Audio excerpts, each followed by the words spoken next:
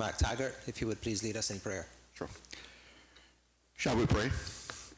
Our God and our most righteous Heavenly Father, we thank you that we have been given life to see another day. And Father, as we gather here in this assembly to be about the country's business, we give you thanks for the responsibility that is before us and for the opportunity that we have as leaders to move this country forward. I pray, Father, that as we make our deliberations today and we participate in this examination of our country's budget, that we will do so with an air of seeking to do what is right and best for the country as a whole. May all that we say or do today be done to your glory, and may we do so with a sense of respect, and may all things be done decently and in order.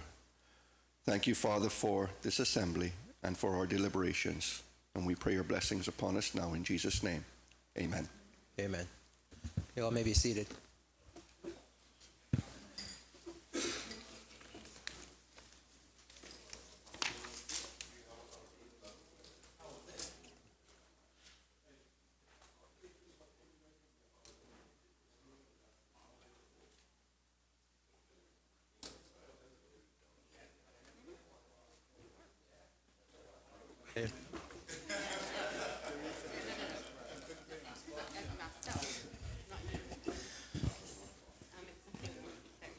Morning.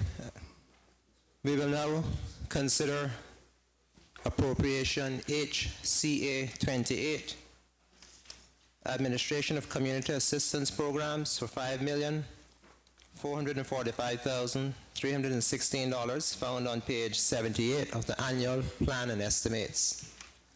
Are there any questions with respect to this particular appropriation? HCA 28 found on page 78 of the annual plan and estimates.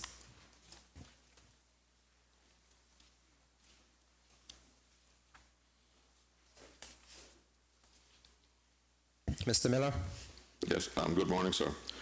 Good morning to everyone. I wonder if the ministry could lay out the criteria that one has to complete in order to qualify for this these assistance programs.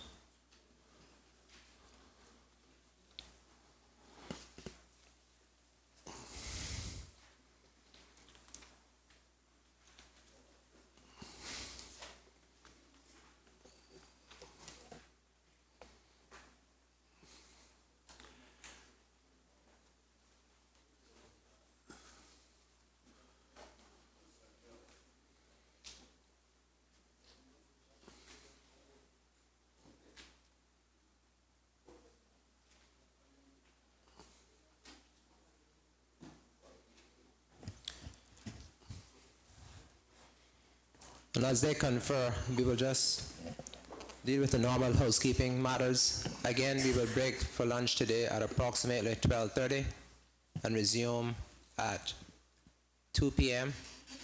And we are also hoping to end proceedings today at 6:30 p.m.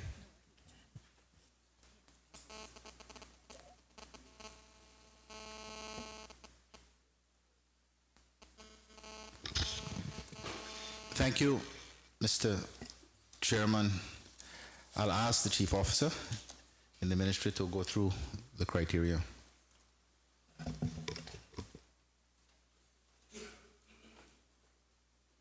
Yes.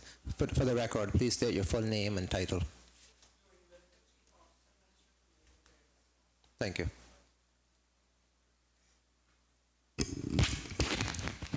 Repeat. Doreen Whitaker, Chief Officer, Ministry of Community Affairs. Thank you.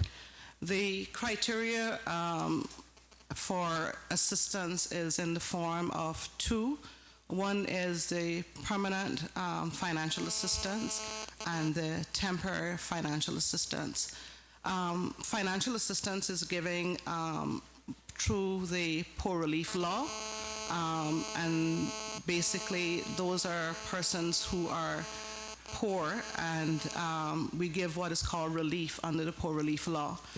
For the permanent financial assistance, it's for persons who are over 60, and the threshold is $2,000 or more per month, and it is an assessment has to be carried out for that assistance. For temporary poor relief, we give rental, food vouchers, burial assistance, school lunches, uniforms, and the criteria currently set is a threshold of $3,000 per month.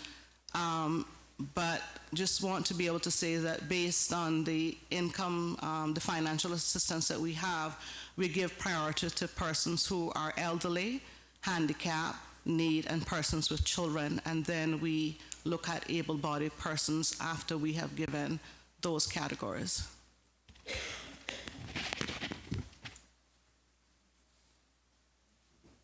Mr. Miller. Yeah, through you to Mr. Chairman. The 2,000 and the 3,000 per month is the people cannot have income above that. That is the threshold above which no assistance will be given. Through you, Mr. Chairman, that's correct. Is one of the criteria for this that you have to be Caymanian? You have to be Caymanian, correct.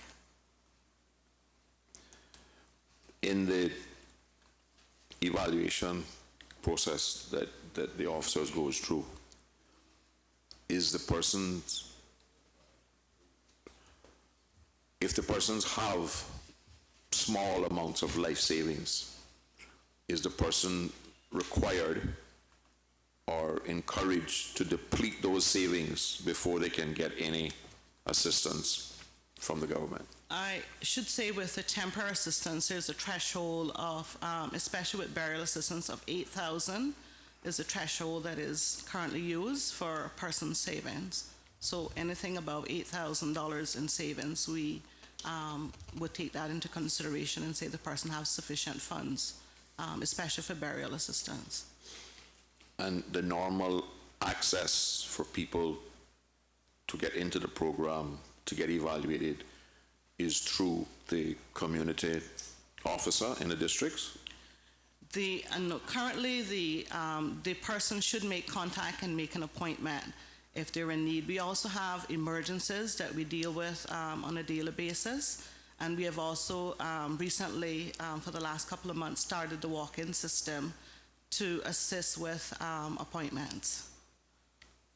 But they should really contact the needs assessment unit. So your preference would be if the individual contacted the department directly as opposed to going through the community worker? Through you, Mr. Chairman, correct, because obviously there are lots of appointments, and it might be best if they go straight and make the appointment. And then if it's an emergency, they should go in for walk-ins. What is the waiting time for appointments now?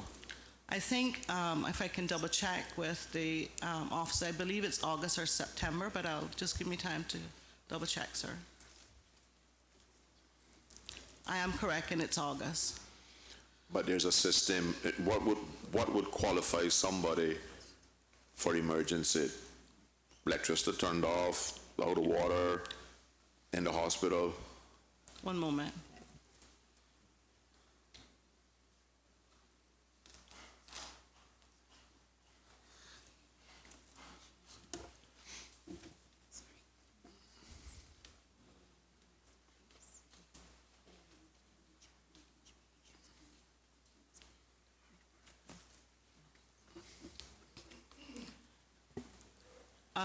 Basically, it would be domestic violence type situations, any children that are in danger, any what would be considered emergencies with families would be considered emergencies.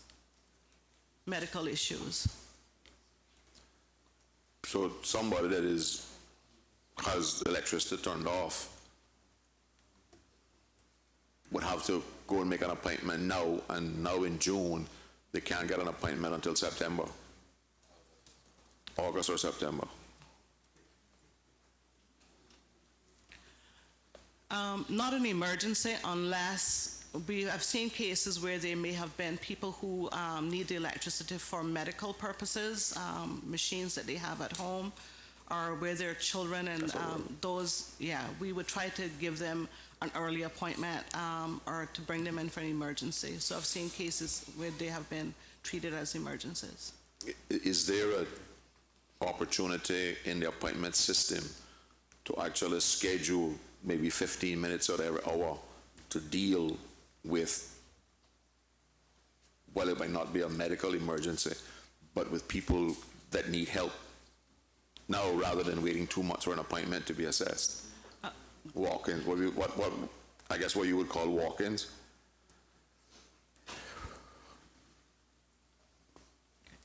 There is an officer on call Monday to Friday on call And for emergencies. how do we access the officer being on call? I'll just ask the officer to answer that in more detail.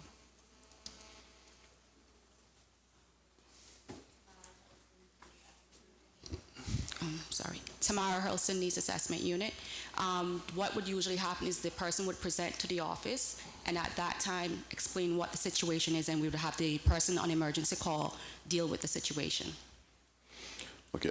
Oh, There used to be an office in Bordentown that dealt with Downside Eastern and Bordentown. It is my understanding that that office has now been closed, and they have to come to Georgetown, and it used to be the Janet building, but it's moved somewhere else now.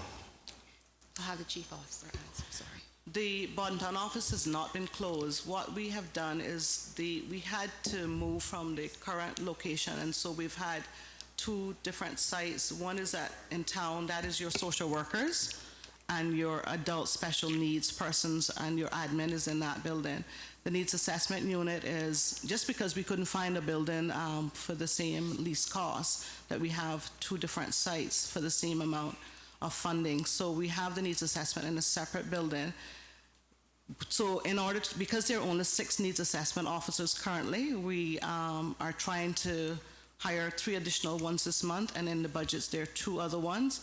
That's a lot of appointments for 6 officers. So we had to centralize that staff for the needs assessment, not for your social workers, but there are social workers in Bordentown that can be accessed for social work type, not financial assistance.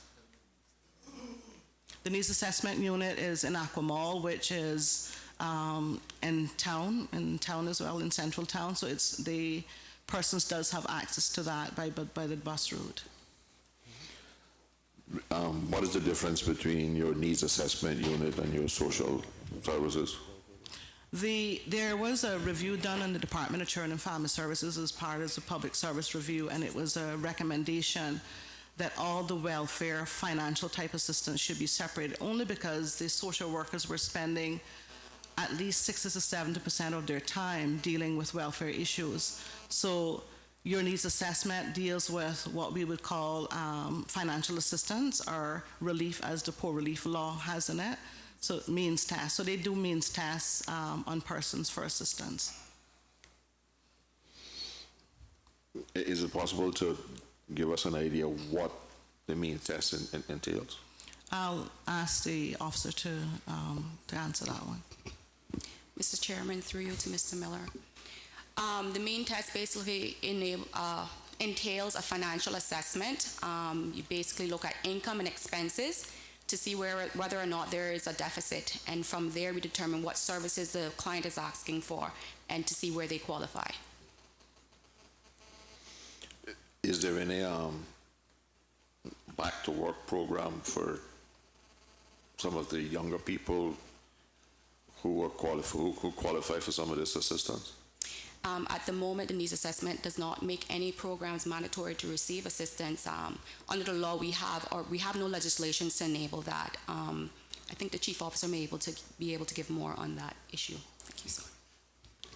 Mr. Chairman, just to add to that, is that the ministry is looking at the criteria and being able to liaison with the national workforce in terms of getting the able-bodied persons into work. So what we're doing now is, because the needs assessment doesn't have full staff, they don't have that time to go and make those connections because they're really trying to keep up with appointments. But when the needs assessment has more staff, probably 15, 16, when we get additional staff, if we do, then they would be in a better position to start writing types of procedures to liaison with other agencies about work. But we do refer persons to the national workforce, the able-bodied person. But we've actually separated who are able-bodied. We've gotten that far, and so we intend to be able to do some back-to-work programs when they get further staff in place. And what is the maximum financial assistance that is normally provided to a couple, an elderly couple? In the criteria, we have a maximum for the year of $10,000 and a lifetime of $50,000.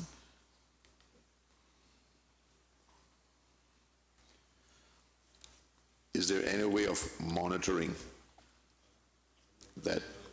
Because as I understand it, some of this financial assistance may go to other family members if the person is elderly and stuff like that. Is there any way of monitoring that the other family member who's getting this financial assistance, supposedly to help take care of their parents, is in fact taking care of their parents? Through you, Mr. Chairman, when the director do get those complaints, we then look for an alternative person to give those fundings to. Obviously looking at the family members that are in the household at that time.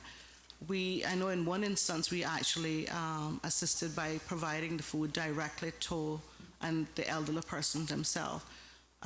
It depends on whether the abuse is, because most times the elderly will not say what the abuse is, and so we have no right to go into people's personal homes and say that. So sometimes the elderly person will not admit to any domestic violence or mistreatment or financial assistance. But some 4 years ago, I raised this issue with the minister at that time, and we were given the commitment that a program was going to be put in place where the community officer, particularly in the outer districts, would occasionally visit these homes and open the cupboards and look in it, because if the cupboard is empty and the person is getting $500 and there's no supplies in the house, and we were promised that there was going to be a program put in place which would allow the social worker to intervene and report back to their supervisors or the head office or whatever in order to prevent that from happening, because we know it's happening. Mr. Chairman, through you, I'll probably ask the Director of Children and Family Services to elaborate a bit more. But just for the record, in 2015-16, we are going to be looking at the elderly within the Department of Children and Family Services and looking at future legislation precisely to protect the elderly, because there's quite a number of complaints on how the elderly are treated with their financial and property and other means, but there's nothing that we can do unless we have legislation in place. Because obviously the maintenance law is there, but no parent will take their children to court, for example, for maintenance or abuse. So we need to be able to get some tighter legislation in place. But the government could take them. I mean, if the children are millionaires and driving BMWs and Ferraris and their parents are living in squalor conditions, the law allows somebody to intervene. We will have a look at that in 14-15, but it requires, for example, the domestic violence is there for reporting. So that's been brought in the legislative, I think, 2 years ago. So if it's mandatory reporting, so anybody should be able to report abuse. And once the abuse is reported, then we can act in that. But where the abuse is not reported, that's where the issue comes in, sir.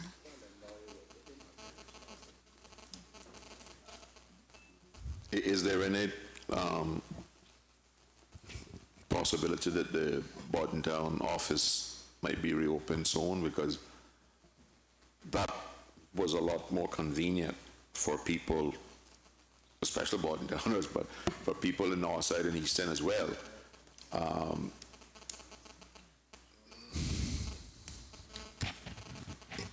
Through you, Mr. Chairman, the Bontown office is not closed. It's just that the needs assessment officers are centralized in town. As soon as we get more needs assessment officers, they can probably have one in the Bontown office, but there are social workers in the Bontown office. So we have not closed the Bontown office. You're suggesting that the request for needs assessment from Bordentown, Northside, and East End does not justify an officer 2 or 3 days a week or 2 days a week. I don't want you to put people there that don't have nothing to do if they have things in Georgetown to do. But I believe that particularly because of the kind of people we're talking about, I think we need to make it the service as accessible as possible. And I would hazard a guess that the requests from those 3 districts combined could justify a needs assessment officer in the Bordentown office. Through you, Mr. Chairman, we, like I said, we have 6 officers. We'll have a maximum of 9 officers after the 14-15 budget to carry out all assessments. In the future, if we get more needs assessment officers, we may be able to put one in Bordentown, but the reality is we don't have sufficient staff at this time. Is it possible for you to tell me how many people, how many applications from Bordentown, Northside, and East End is being dealt with by the officers in Georgetown? Through you, Mr. Chairman, we don't have that on hand, but we could get that information, sir, and provide that.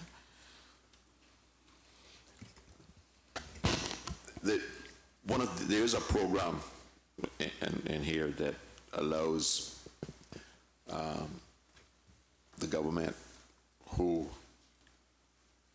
in some cases to advance, like a reverse mortgage for people who have property, where the government can take a charge over the house, provide the services for the couple or the person who owns the house, and at the end of the day, the government sells the house to recover its money spent, whether to a family member or to on the general market. Does that still exist? Through you, Mr. Chairman, the poor relief law does give you the capacity to put liens on properties if person has not paid back the funds that they has been dispersed. No previous government has put liens on properties. We are now currently looking at how we can put those liens. We're getting legal opinions on properties, and how do we put a system of repayment as per the poor relief law?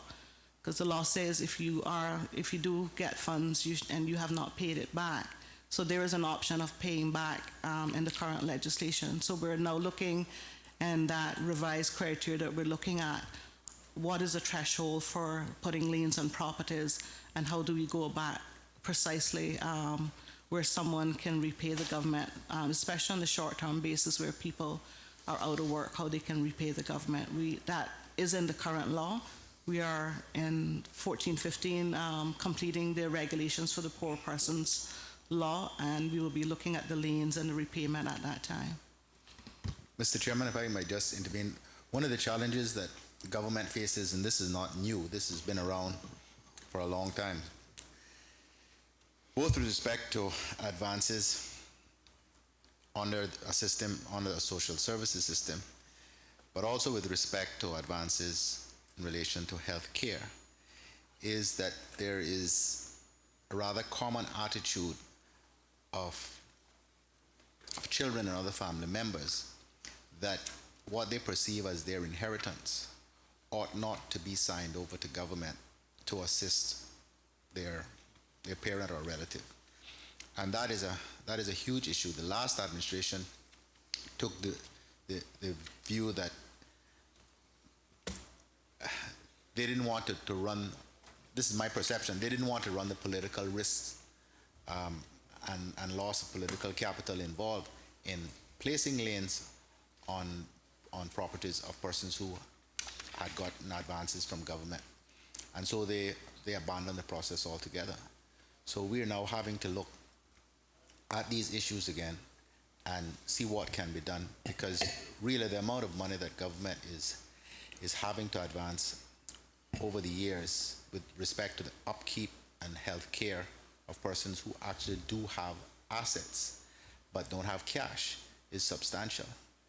And is it really right that their beneficiaries benefit from whatever they have once they pass on, but the state as a whole is having to carry the cost of their maintenance and health care? That really is the issue squarely. But I know the system was in place because I know who put it there. And I know of people who actually had their properties charged. And I would strongly suggest that the government look very favorably, and particularly, not for short term, I don't think that should be considered at all, but in cases where we know that the elderly is going to need this for a extended period of time, what qualifies a person to get,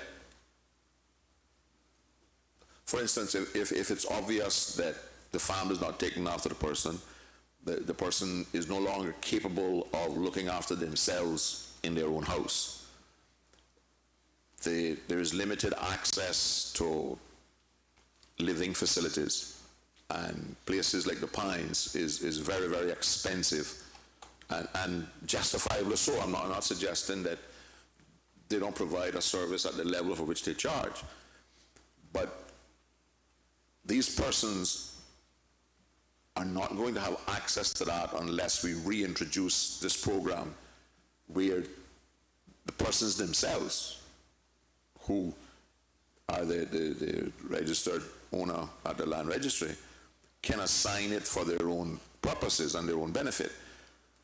And is any consideration being given to encouraging senior citizens who are getting the benefit, but because they're individuals, and I think that the monthly payment is what, $450 or $500 or something like that?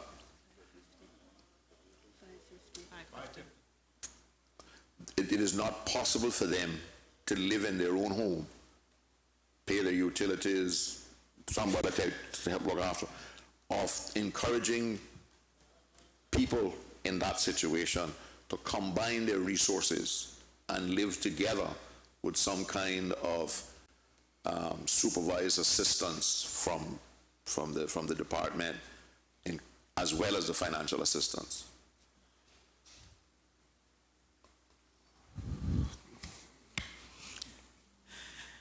Through you, Mr. Chairman, obviously that would require additional resources in terms of the department having to, what you're talking about is assisted living, and whether it's in their own private homes or together. So obviously that would require government policy and also additional resources in terms of being able to put that in system.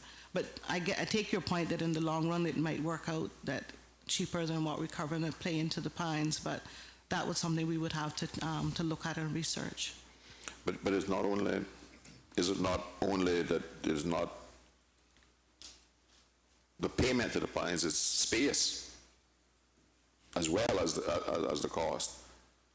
And I mean, the heading here says residentially and daycare services provided for indigent elderly. Well, I'm not trying to introduce a new term of assisted living, which is a very lucrative business in the world today. But I'm just trying to find out if we are looking at all the alternatives in trying to allow these people to continue to live in some kind of dignity and personal pride. Through you, Mr. Chairman, we've taken the point on board. We are looking at an elderly policy this year.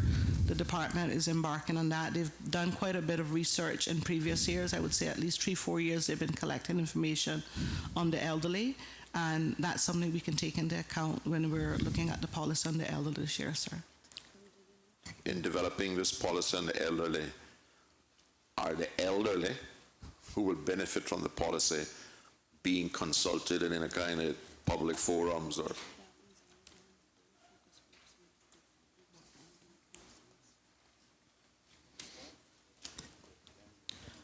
Mr. Chairman, through you, I've been assured by the Director of Children and Family Services that over the years, that's what they've precisely been doing with the information they've collected to date. They've presented a draft to the ministry, and that they did consult with the elderly themselves. You mentioned in your responses domestic violence several times.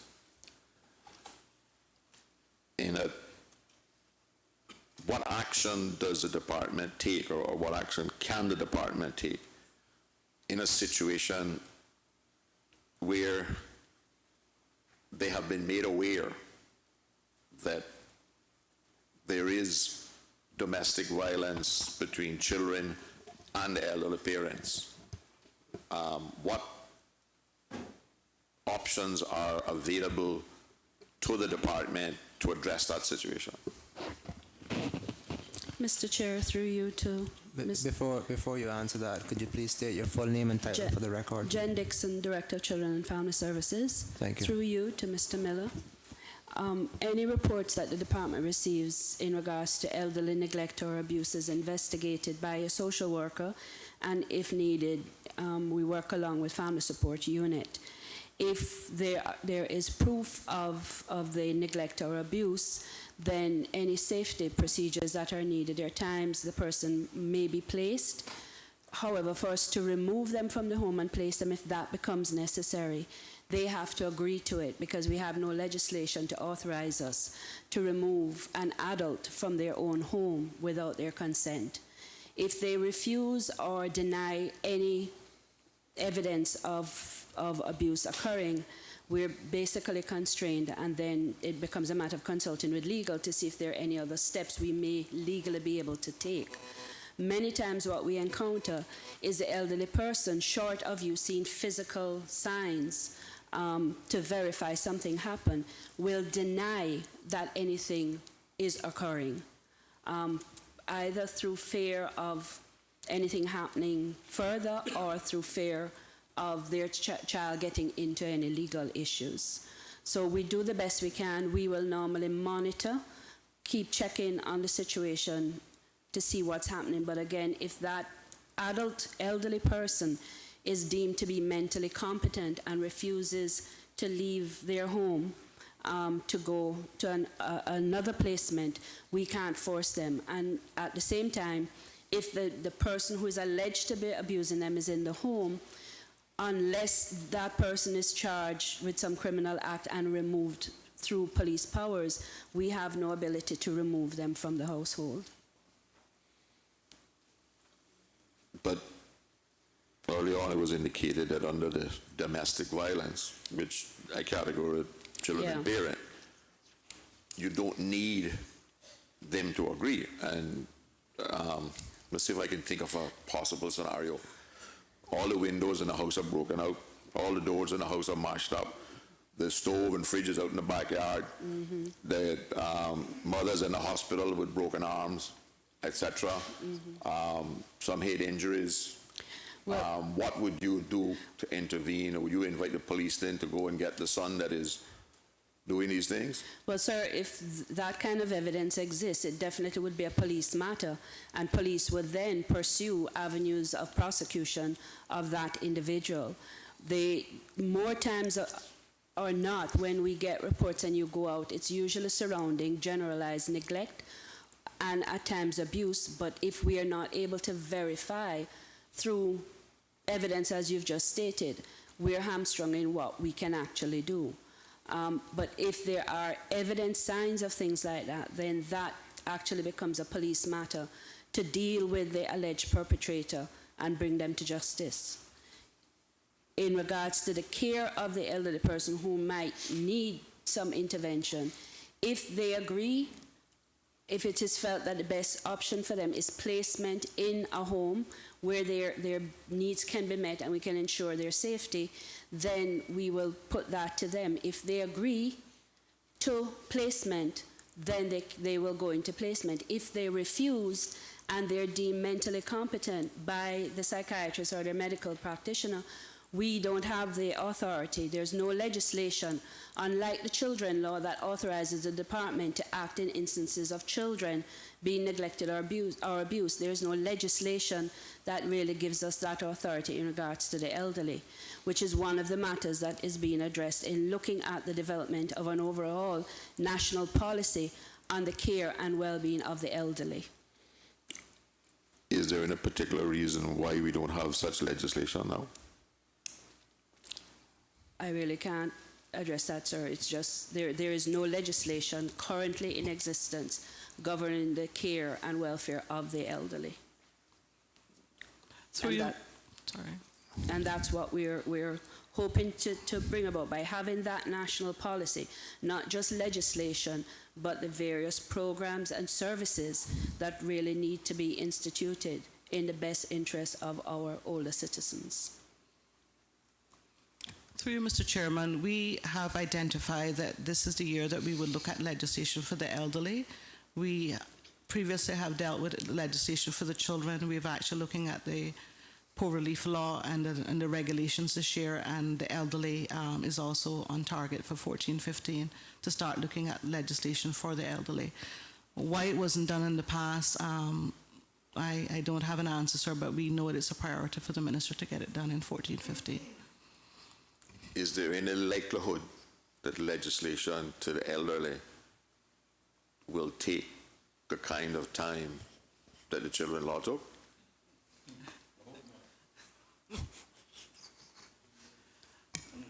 Through you, Mr. Chairman, we would hope not. We have a policy drafted and know some parameters of what type of legislation that we require, and it all depends on the workload of the legislative drafting and how quickly we can get it done, sir. But hopefully within the year or two, we should have some legislation drafted. In that policy that you have developed, is there any system included in that for the elderly, similar to how we offer foster care for children? In other words, we could offer foster care for the elderly, where the government would pay certain people who would be willing to look after elderly people who are not family.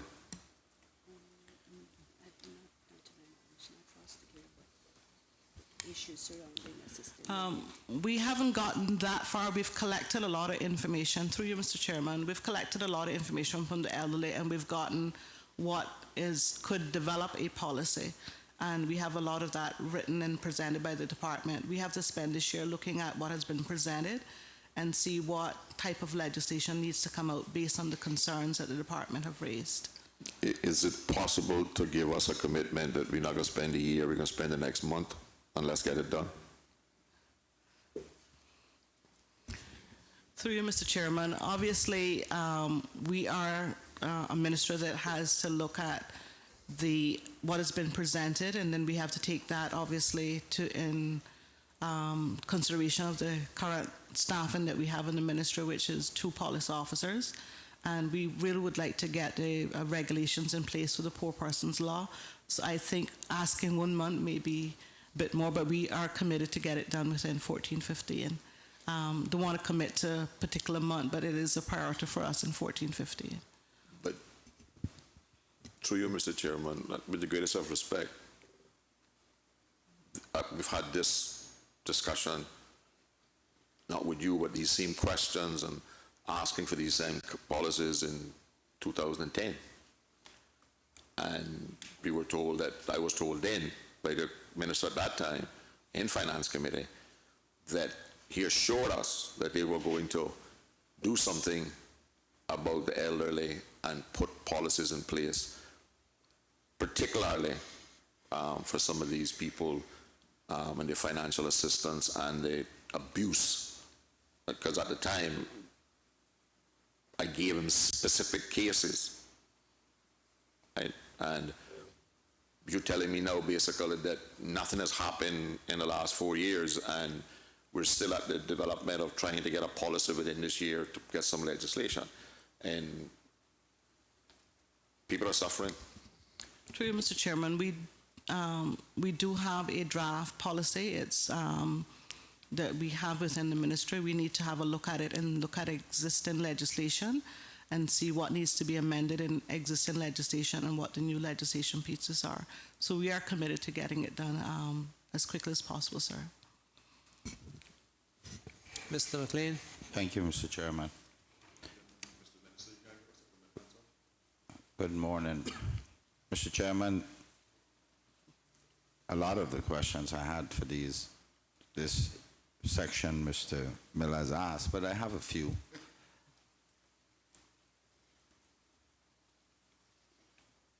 A cute remark, that is how they know by him. Mr. McLean, we were clarifying, we were trying to determine Okay. who Mr. Miller was speaking to when he made a last comment. Okay. It wasn't directed at you. Mr. Chairman, the chief officer said that this new office is on a bus route. I don't know the place that it's at. I understand it's somewhere on the waterfront. Through you, Mr. Chairman, it is in Aqua Mall, which is where Hard Rock Cafe and down that area. So it's very much on the waterfront. So someone can get off on the bus and make it there to the offices. But it's not a bus route, is it? But I'm saying someone could get off on the bus route and be able to make it there. I think what you're saying, Mr. McLean, is that it is within walking distance of the bus terminal here in Georgetown. Oh, okay. Mr. Chairman, if it helps the member, it's actually where GIS used to be when we were in government. No, you're not. Yes. No, you're not. GAS was up at Flowers Place when we were in government. Where we used to do the press briefings laterally at Aqua Mall. It is the same premises that government had leased, which is why we've used it, because the lease was still current and there was no government entity utilizing it.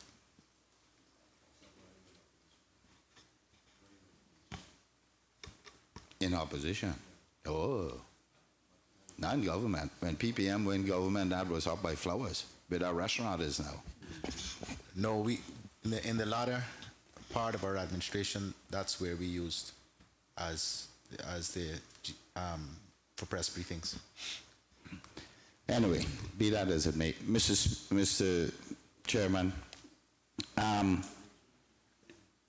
these able bodies that we supply support to, how long do we keep them on and then a spell? Is it short periods to see if they're going to get work, since we don't have a program to put them through a requirement to get a job?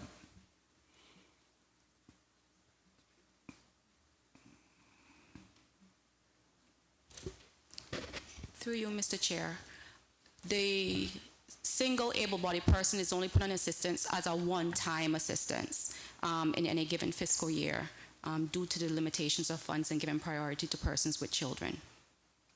Unless they have a medical condition, which they have a medical certificate stating that they cannot work for a period, then they would be covered for that period. They're only put on as a one-time assistance. For how long, may I ask? Usually it's for 1 month, 1 month assistance with whether it's rent, food, etc. And that is a new policy, I take it. That's been the policy from previously, and that's how we're now operating also. Oh. Because I've known of people been on that 3-month periods at a time. It's Chief Officer, sorry. Through you, Mr. Chairman, the criteria has always been that relief is given on a temporary basis. Time limit was a maximum of 3 months.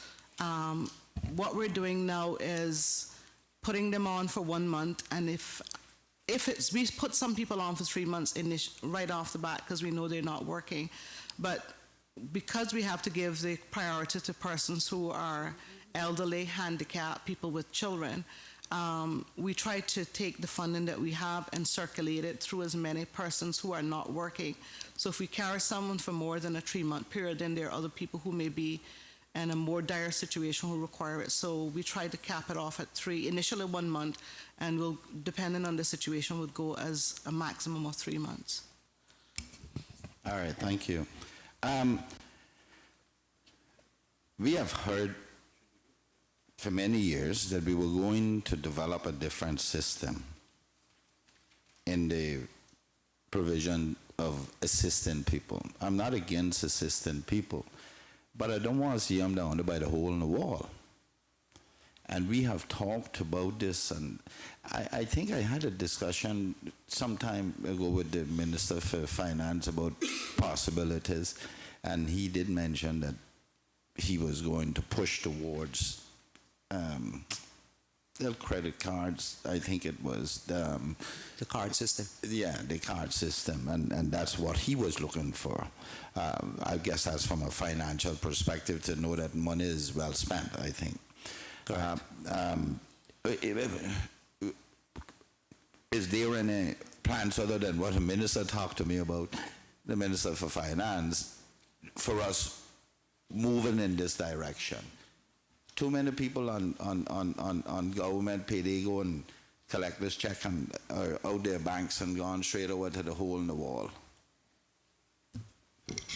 Mr. Chairman, I'll ask Ms. Earlson to address it in detail, but we are rolling out the card system. I think it's next month. Through you, Mr. Chair. Yes, we now have a card system for the grocery stores, the major grocery stores on the island. And for food, persons will now be receiving cards starting, phasing in this month, but for sure by July, because we still have some persons who are on paper vouchers that we have to use. Mr. Chairman, may I ask, how is this going to work? Because certainly government cannot discriminate to the major, to the benefit of the major supermarkets. Because whilst I have a branch in my constituency, I also have other little shops that would benefit from the people spending there.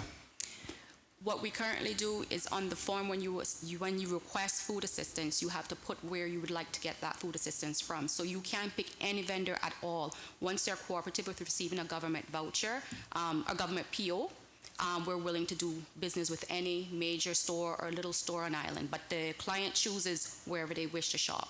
Okay, I think that's reasonable.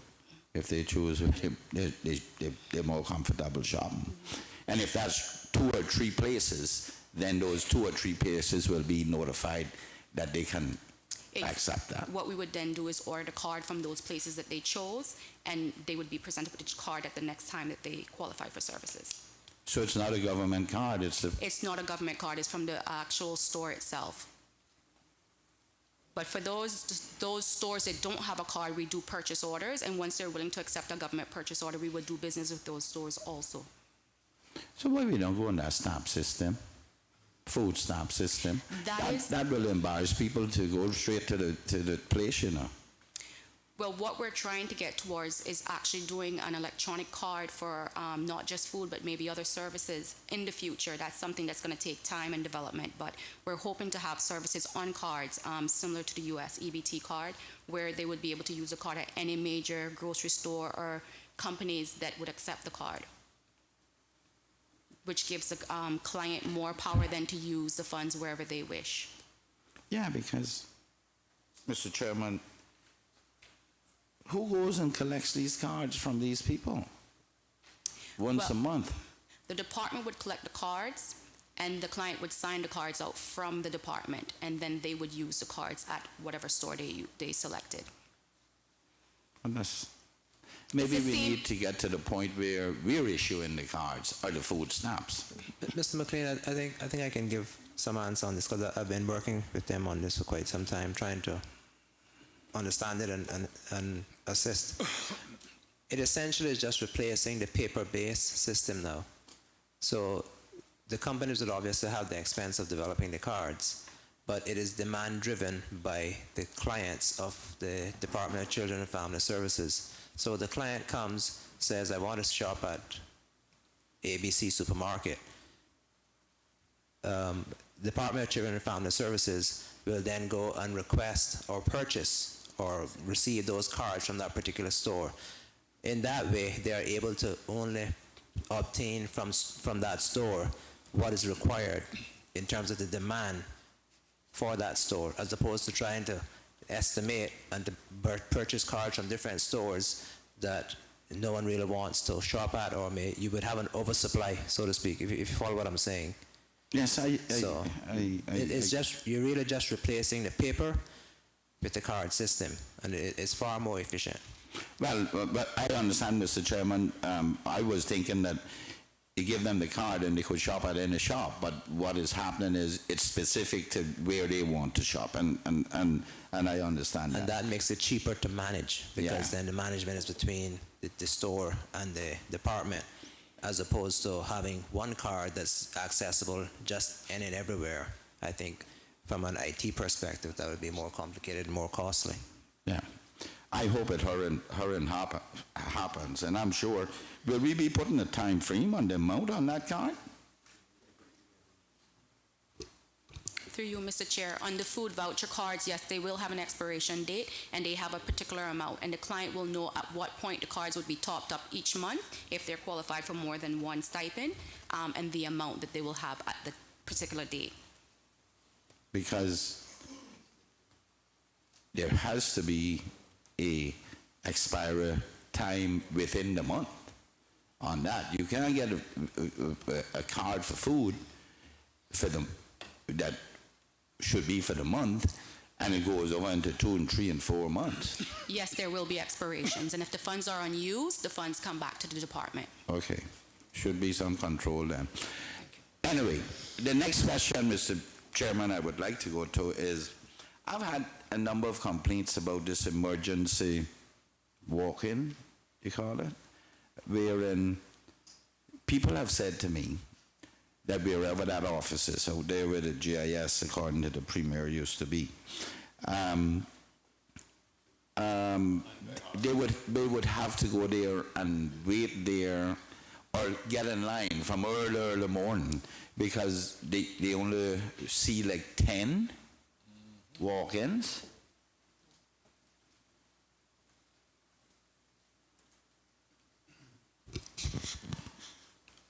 Mr. Chairman, I'll let Ms. Hurston deal with the real detail, but here is the challenge is a resource issue.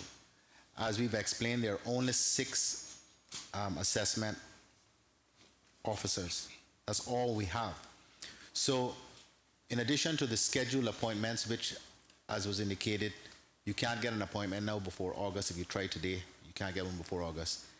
There is a period in the morning when they see walk-ins, but they can only do so many before they start the scheduled appointments. And as I said, there are only so many officers. So it's a resource issue. Mr. Chairman, and the message that I'm hearing is that there's a lot of people hurting and coming to government for assistance. That's the message I'm getting from what the Premier just said. Half of the day is dedicated to the appointments. That's why they're so stretched out, I guess. You only can see half a day. And then the other half of the day on certain days is for emergencies. And people have to line up like they do elsewhere in the world to get in there from early. I am... That tells a story. We need not see it in the newspaper. We're witnessing it on our doorstep. I don't know. I was moving on to another thing, Mr. Chairman, about these 10 retirement home. I don't know if you want to do all these together because they seem to fit right in, Mr. Chairman. Mr. McLean, before you move on to another subject area, there were several questions within this particular issue, so I will ask Mr. Eden, and then Mr. Bush, and then Mr. Connolly. That's the order in which I saw their hands raised. Mr. Eden. Thank you, Mr. Chairman, and I've been served in this ministry at one time. I first of all want to take my hat off to Ms. Jen, who has taken over the department, and for the first time I'm, excuse me, seeing Tamara. I can say that the work and effort that Tamara has done, I know on the request of the 4 Bodden Town representatives in recent time, and I do understand in these situations highlighted by the member from North Side and East End has been there, as I frequently say, from time Jesus was on Rivera Beach. We've been trying to deal with the Poor Persons Relief Law. And so unfortunate, Mr. Chairman, that a number of these people have significant holdings. And the mentality out there, as you know, and I don't have to tell you as you've been in here, that this is for my children and so on and so forth. And you will be aware that in the past, the Health Services Department, Health Services Authority, subsequently 50, 60, probably $70 million that in the good times that was outstanding there. But it's the commitment that we need, and I think whatever we need to do to support the minister, as he has indicated, specifically in the assessment unit, if we can consider in due course through you guys in the cabinet to shift a couple of people from other departments, and I know everybody, the need that is there, but when you see some of these older people and the need they're in and how they're suffering, I mean, every one of us on a daily basis, children need lunch money.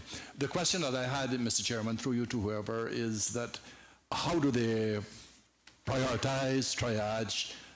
In the case of an emergency, if someone has to go there, limited as 10 people or whatever that number is in the morning, how do they make the assessment, who they see? Because let's face it, Legislative Assembly colleagues, this is overwhelming. In my entire life, and in my 22 years in politics here, I have never seen so many people hurting. And we need to consider and look at how we can help some of these people, because it's rough out there. And we don't want some of these people to turn to violence. Thank you. Thank you, Mr. Eden.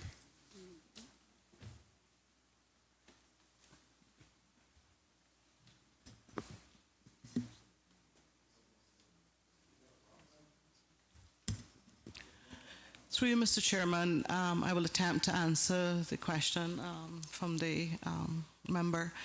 What we have is a twofold system. Emergencies are dealt with right away. So if there's an emergency, those persons are dealt with right away. The walk-ins are for persons who want an appointment, has an appointment in the future, and wants to have that appointment earlier than the date that has been set. Thank you. Mr. Bush? Through you, Mr. Chair, the card system.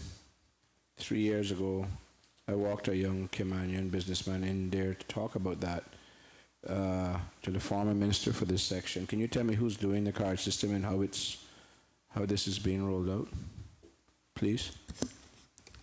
Through you, Mr. Chairman, this is not the same proposal that we haven't gotten that far yet. That's something that Ms. Hurlston's been discussing about future. The card system that we're rolling out now, we were given the supermarkets were getting paper vouchers. What we're doing now is really getting a card instead of a voucher. So we still from the three major supermarkets. We're not rolling out an overall card system as you had presented to the minister, the then minister at that time. Thank you. It was me presented, ma'am. It was the businessman. Yes. Thank you. Yes. Thank you, Mr. Chair. Okay. Mr. Miller, Mr. Conley was next, and then we'll come to you. Mr. Conley. Thank you, Mr. Chairman.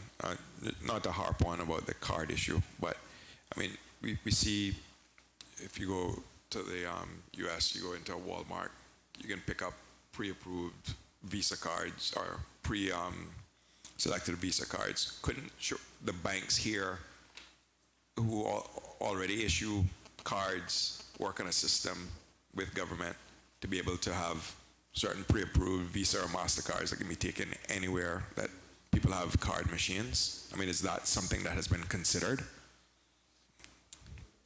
To supplement his question, Ms. Hurston, could you just draw a distinction between the way the card system that you're about to roll out and the card system that he just spoke about in terms of the complexity to manage one as opposed to the next and the savings? Through you, Mr. Chair. The current card system that we have, we wouldn't have any overhead in managing the system in itself. The overhead would remain with the grocery stores who issue the cards. Therefore, we would basically just be replacing the paper voucher, and it'd be easier for us to manage because the grocery store could actually give us back information on a timely basis, whether or not someone's using their cards or the trends, etc. And they're also able to block certain items from being purchased because certain items wouldn't be necessary for needs. With doing a prepaid Visa card, and if you open it to all, basically what would happen is you could use your card anywhere and abuse the system. We would need to put internal controls in place and systems in place, which would be quite costly. To get to that stage, we would need to do some sort of a tender to see what banks would be able to offer and to see if it would be cost effective for the department to go that route. But yeah, I mean, I understand and I take what you're saying, but if it's $10,000 per year or a lifetime of $50,000 and they say they go ahead and spend it on hairdressing and whatever, then they're out of luck basically after that point in time. I mean, but I take what you're saying. I had a question on the financial assessment. You said you look at income and expenses. Are there any ratios that you would, I guess, be looking for? What I'm saying, I guess what I'm asking is, could somebody who just has bad spending habits be given or rewarded, so to speak, with assistance when it's really because of personal habits that they're in the financial situation that they are, not that they don't make a livable wage, that with proper management they could actually exist comfortably? Through you, Mr. Chair. Currently, no, we don't have any ratios, but that is something that we would like to look at in order to see whether or not persons are spending their monies in the instances where they should.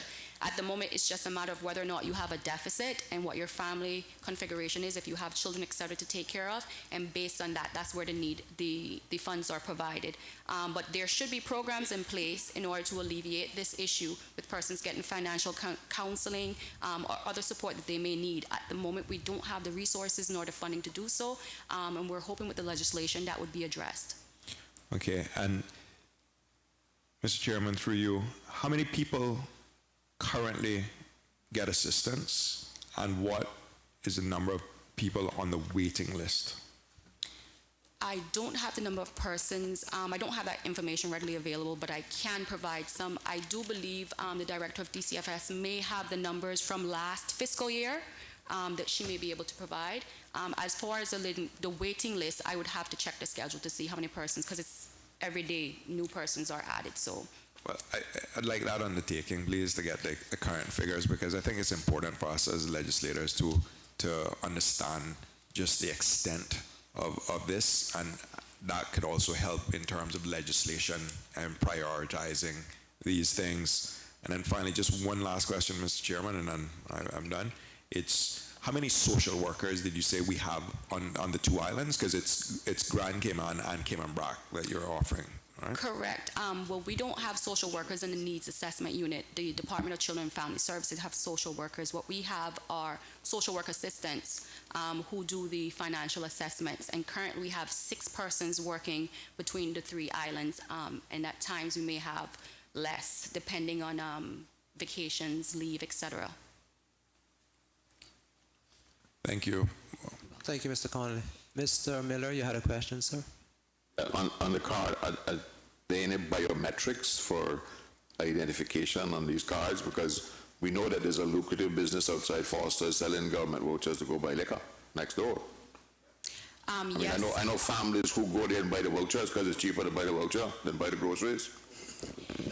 Yes, we do have identifications that will be placed on the card, which once swiped, the person would have to present their ID to prove that it is them, which is a little better than the paper voucher now where persons can just hand it to someone else to be used. So there are protocols in place to ensure there are no abuse. Mr. Chairman, I just want to ask one more on this. I'll go on later on.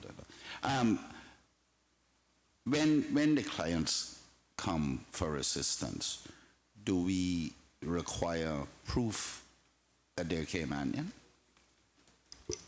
We do require proof each time a person presents for assistance, which may be cumbersome sometimes to persons. They assume it is. We require an identification to be updated in the system, proving that you do have either status or you are Caymanian in any form. Correct. And those are the only ones we provide assistance to. We only provide assistance to Caymanians, whether it could be someone who perhaps is a permanent resident but have a Caymanian child and the child needs assistance, the Caymanian child receives the assistance. But it is for Caymanians.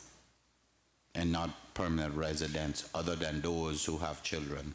Those who would have Caymanian links. children. Yes. For my own, Mr. McLean, we're going to move on to your question next with respect to the elderly home that you spoke of earlier. But I just want to ask one question of my own for clarification. We've gotten complaints from, well, I've gotten complaints from, let me just say, at least one father who was quite annoyed that a foreign national with whom he has a child was able to go to the, I'm not sure if it was DCFS or NAU, and she alleged that he wasn't providing financial assistance or support for his child, and she was then able to receive financial assistance. Great to his annoyance, I should say. He went to great lengths to prove that he was providing financial assistance to this woman. So in other words, in his mind, there's a breakdown in the system to ensure that someone isn't already receiving support from the child, from the Caymanian child. What procedures do we have in place to ensure that this was maybe a one-off situation and not a frequent occurrence? I'm not quite sure when that case would have taken place, but what we require now at the needs assessment unit is that if it's a child of a Caymanian parent, the Caymanian parent should come in and also sign the release of information, where we would gather information on that particular family configuration, even if the father isn't currently in a relationship with the spouse who's taking care of the child. And we would do the assessment based on that to make sure that both parents are aware. Also, the child's name would be in the system, so if both parents came in separately to get services, we would know that one already received services for that child, so there's no duplication. Okay, thank you. Sorry, through you, Mr. Chair, wanted to present the information requested by Mr. Connolly. Currently on the waiting list for pending is 150 persons, but we do see 6 to 9 persons on walk-ins per day. Those persons are not on the waiting list because they choose to come in as a walk-in to see if they can get an earlier appointment. And the appointments are out to the first week of September right now. 6 to 9 per day. 6 to 9. 6 to 9. 6 to 9. Okay. Yeah. Thank you. 6 officers only. Sorry. So. 6 officers. I was greatly impressed if it was 6 to 9, but it is 6 to 9. Okay, fair enough. Ms. Jen, did you want to clarify? Mr. Chair, through you, to add on to what Ms. Hurlston just shared, when the assessments were being done under DCFS as well, we did the same thing. In addition, we normally require if someone is seeking help as a result of non-supportive parent, we required them to file for child maintenance with the courts.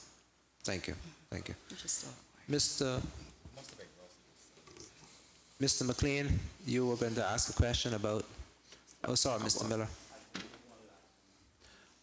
You're saying that your 6 officers collectively see 6 or 9 people per day? We currently see 6 to 9 walk-in appointments per day, and we have approximately 5 to 6 appointments scheduled for the afternoon that are set appointments.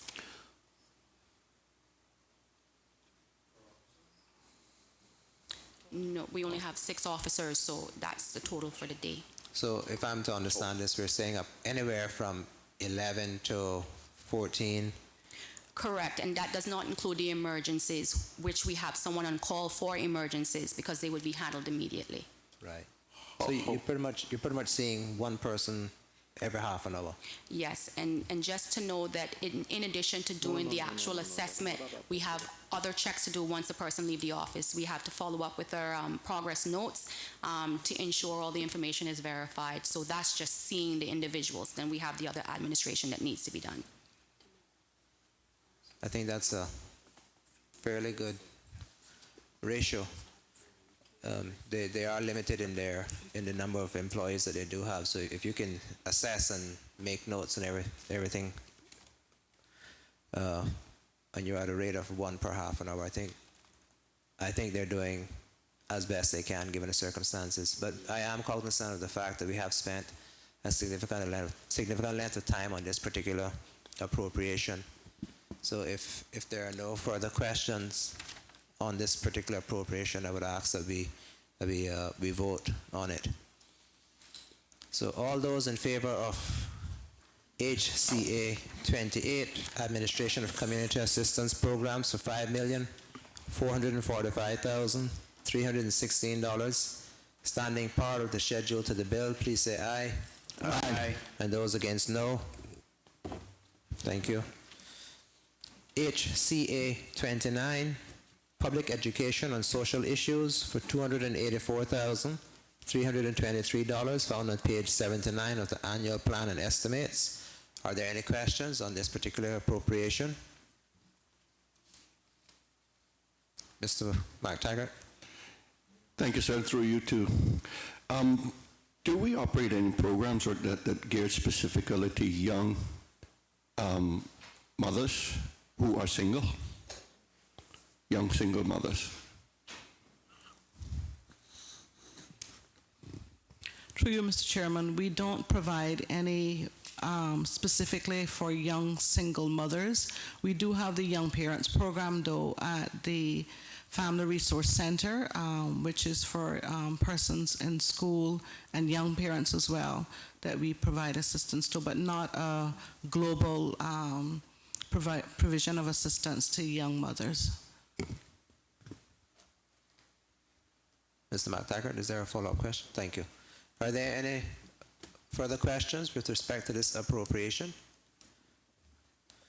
All those in favor of HCA 29, Public Education on Social Issues for $284,323, standing part of the schedule to the bill, please say aye. Aye. And those against, no. Thank you. HCA 30, Counseling and Support Services for $4,863,079, found on page 80 of the annual plan and estimates. Are there any questions? Mr. McLean? Mr. Chairman, how does this dovetail with, just had an acronym for it and forgot it, Employee Assistance Program?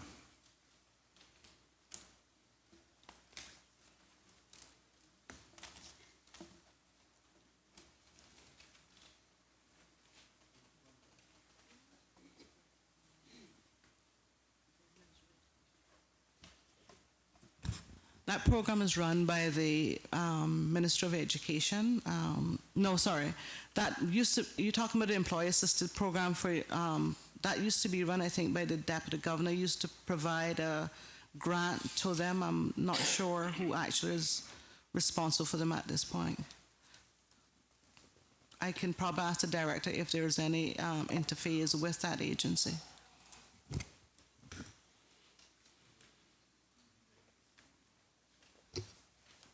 Judith Seymour, Director, Department of Counseling Services.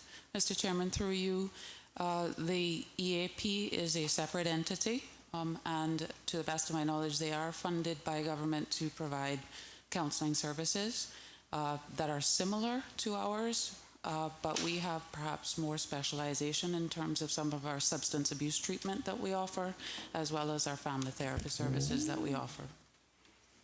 Has there ever been any thoughts of merging the EAP under this?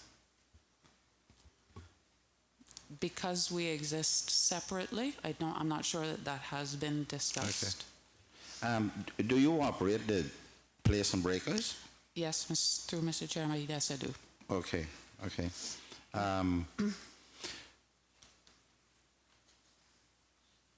Do you have, how much property do you have that you're not currently occupying with buildings? There are only 3 buildings on site, and all of the buildings that are on site are occupied, but there is existing land that can be developed further. There is some issue in terms of how much of that land requires extensive filling in order to be utilized. I don't have offhand the acreage of the property, but there is certainly sufficient property that formed a part of the original Hawley estate that has yet to be developed. Okay. How many inpatients do you have?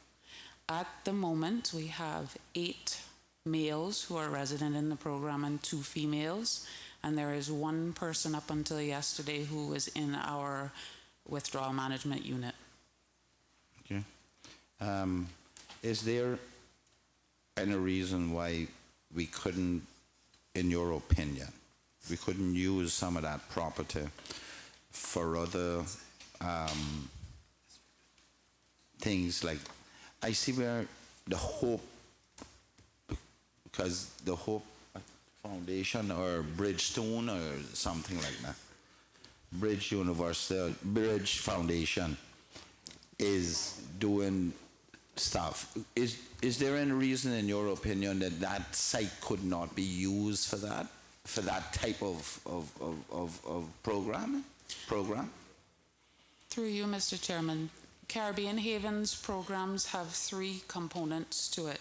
We have the withdrawal management aspect, which provides people with immediate access to a safe and secure environment where they can withdraw from substances that don't require medical management. That is cocaine and marijuana, which is typically the drugs of choice of our population. From there, we have then what we would consider our primary treatment program, and that is a longer-term program where we do more in-depth work with people. As a part of that, there is an option for clients to continue on in our reentry program, which is similar to a halfway house program. And so we do make that available to our clients. Our challenge, however, is that as ideally as I think it was believed that Caribbean Haven was being located in breakers because we were setting it aside, that does pose some challenges for our clients when they return to the workforce.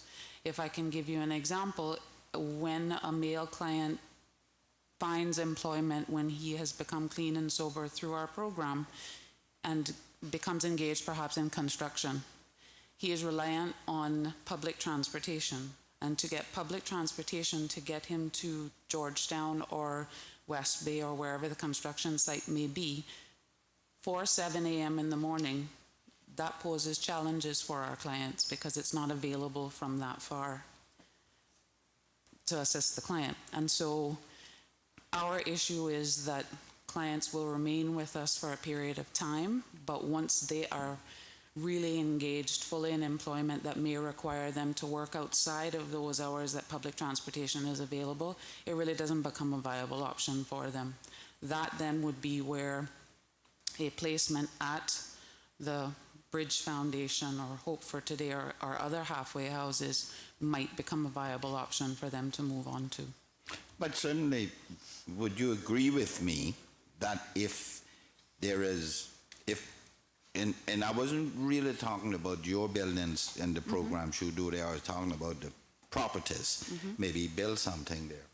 But would you agree with me, though, that whether it's just yours standalone with your clients, or if we build something else there and then there'll be two things on the same site, so to speak. That if we were to provide transportation for that facility and its people, and if they are responsible enough, they can drive the transportation and drop each other off the work. Wouldn't that be a better option where we would have concentrated everybody in one spot? Through you, Mr. Chairman. Through you, Mr. Chairman, that certainly was what we had hoped, the direction we had hoped to move in, and it actually included a transport officer in our request for our budget, but we lost the position in the budget process. So in your view, the availability of particularly public transportation is a very important component in deciding where a house should be established and operated in the private sector, so to speak. Through you, Mr. Chairman, yes, I think that definitely poses an issue for many of our clients who don't have the ability to drive or purchase their own car and are relying on public transportation. They're successful in getting employment, but then the challenge is how do they get there? And so it has to be something that is accessible by public transport. And I often pick up your clients. Thank you very much, sir. No, if you get the opportunity to pick them up, because it'll give you an interesting perspective of what's happening there and what they believe should be happening for or to them.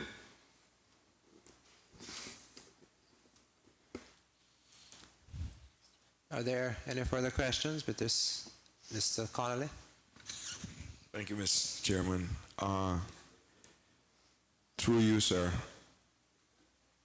are there programs set out in the each district now that would make these services more accessible? When I say services, the group therapy and the other types of sessions, are they now carried out in the districts? Through you, Mr. Chairman, perhaps if I could clarify, this output rolls up almost all of the services that the Department of Counseling Services provides. And in addition to the Caribbean Haven, which the other members were questioning, there are two other sections of the department. One is the Counseling Center and one is the Family Resource Center. The Counseling Center offers its programs in Georgetown. We have attempted in the past to do therapy either through the district clinics or other places in the districts, and that has met with very little success. Unfortunately, one of the issues that raises for us is the issue of confidentiality. And so clients are very hesitant often to go to somewhere where they know that people are going to easily identify that they are seeking that service. And so we haven't pursued that avenue in terms of the provision of therapy. However, from the Family Resource Center's perspective, where we offer different programs, we do branch out into the community to offer those. We work with the schools in those communities. We've done work with John A. Cumber, East End Primary within the last year. We try to meet the needs of community groups that may identify services that are required in their community as best as we can. Thank you. That answered my question. But just have one more. How many social workers do you have in under your app? Through you, Mr. Chairman, I don't employ social workers. I employ therapists. Or counselors. Okay. And at the Counseling Center, I have 6 full-time positions. And at the Family Resource Center, we employ program facilitators, and I have 7 of those positions currently. At our residential center, I have 4 counselors and 4 counselor trainee positions in addition to our night staff. Yes, sir. Are there any further questions with respect to HCA 30? Mr. Chairman, Mr. McLean? I just counted there and somewhere around 20 I found in those numbers that Miss Seymour gave. why then are we getting so many people coming here and setting up these things that need government to support it?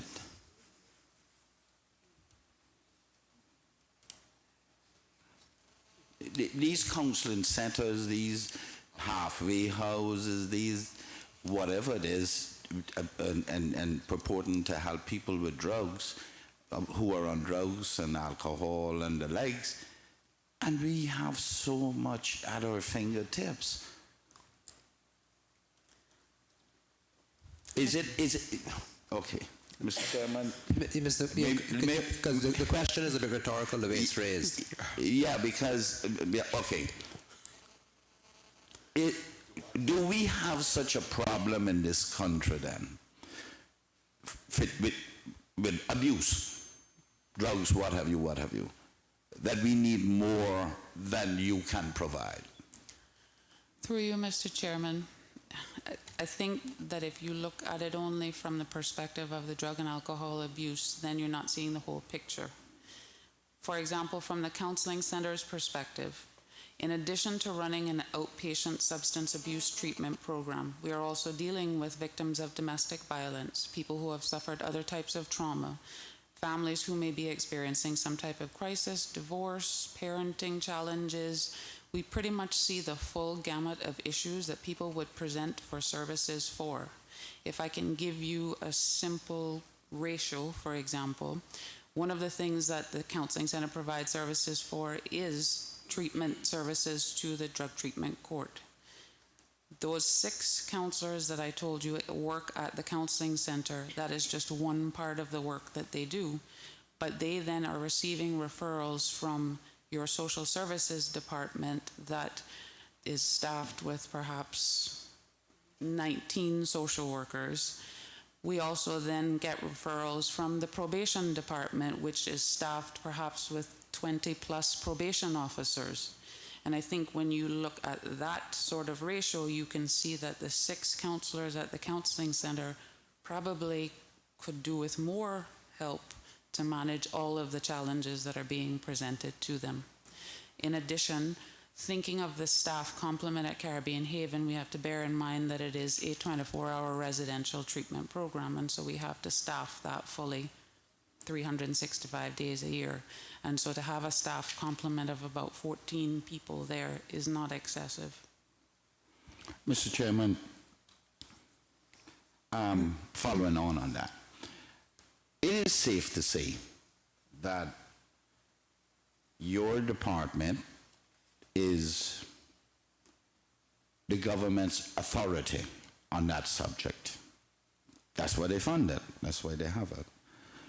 When these people who purport to have all of their business and come here and start setting up, is it you who gives the approval for them? Are they ever referred to your department by government to see if the services they are providing is not being duplicated? Or when requests are sent into government for monies, are you ever referred to? Through you, Mr. Chairman, no. That's quick. Mr. Chairman, if I can just add to that, I think a lot of people are looking at the counseling Department of Counseling Service as the full ambit of counseling that you would get on the island. Basically, the counseling services provides free counseling to persons to avoid number of persons, as the director has said. So I think there are different functions. For example, the National Drug Council has a different role from, say, the counseling center would have. They don't have the legislation or anything else that gives them the authority to look at agencies outside of government.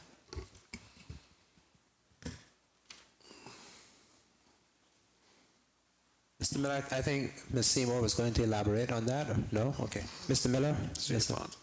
Through you, Mr. Chairman, wouldn't it be better from your perspective, and particularly in times of quality control and monitoring of results. If some of the foundations that aspire to provide these services would assist you either in building, expanding your facilities or helping you with transportation, etc., instead of going out in residential communities and establishing programs over which we have no control and, as the chief officer said, no legal mechanism to ensure that the clients are in fact getting the benefit that they should be getting. Through you, Mr. Chairman, I do believe that there would be much to be gained from a more coordinated approach in the area of the services that are provided. And just through you, Mr. Chairman, just to assure the officer that I am in no way suggesting that you have anywhere near the resources that you have. And I fully understand and I know that you need a lot more, and there's a lot more demand and need out there that is just slipping through the cracks simply because you don't have the resources to do it with. But I don't believe that those resources provided in those other areas is the answer to the problem either, because worldwide, one of the problems in this is that entrepreneurs see it as an opportunity to make money and also to take advantage of these people in many ways in work programs and the way they can get labor at reduced rates and the way they can threaten them from evicting them from the houses and whatnot. And it is a worldwide, it is a problem with the way these private facilities are managed and monitored, and what results you get out of it are not good. Through you, Mr. Chairman, if I might, I do believe there's value to having some of these entities that exist, because it is very well known that in a recovery community, part of people staying clean and sober is about giving back to others who have traveled their same path. But I think you use the words managed, and I think that is the issue that I think that we face. We don't have the mechanisms in place at the moment to do that perhaps as we should. If there are no further questions, Mr. Connolly, you have a question? Yes, Mr. Chairman. Just in terms of multi-agency collaboration, can you explain how that works? If it's effective enough, if there could be more, because it seems to me that just following on from Mr. Miller's questioning about coordination, etc. I just wanted to understand that process a bit more. Through you, Mr. Chairman, I think that agencies generally do a very good job of collaborating on an individual client basis. I do believe that they have the relevant conversations from a case management perspective that seeks to best serve the client in question. I think I did indicate, however, that there was a lot perhaps that could be gained with more coordination. And I think if I can hearken back to previous years, more of the departments that had like synergies and clients were placed together. And I think that at that time, perhaps coordination was a bit greater. For example, when there was a Ministry of Health and Human Services and all human services came together, that afforded dialogue to happen more regularly in terms of programming, in terms of what was happening in different entities, so that there was perhaps a better flow of information. So there is some work to be done in that regard, but I do know that the government is looking at that and looking, in addition to the obvious Ernst & Young report, looking from the ministry's perspective at how we can improve that as well moving forward. Thank you. Mr. Bush? Yes, it's not a question. I'd like to commend the officer on answering some very difficult questions very honestly. That's the one how we're going to advance. Thank you, ma'am. If there are no further questions, we'll proceed to the vote. All those in favor of HCA 30, counseling and support services for $4,863,079, standing part of the schedule to the bill, please say aye. Aye. And those against, no. Thank you.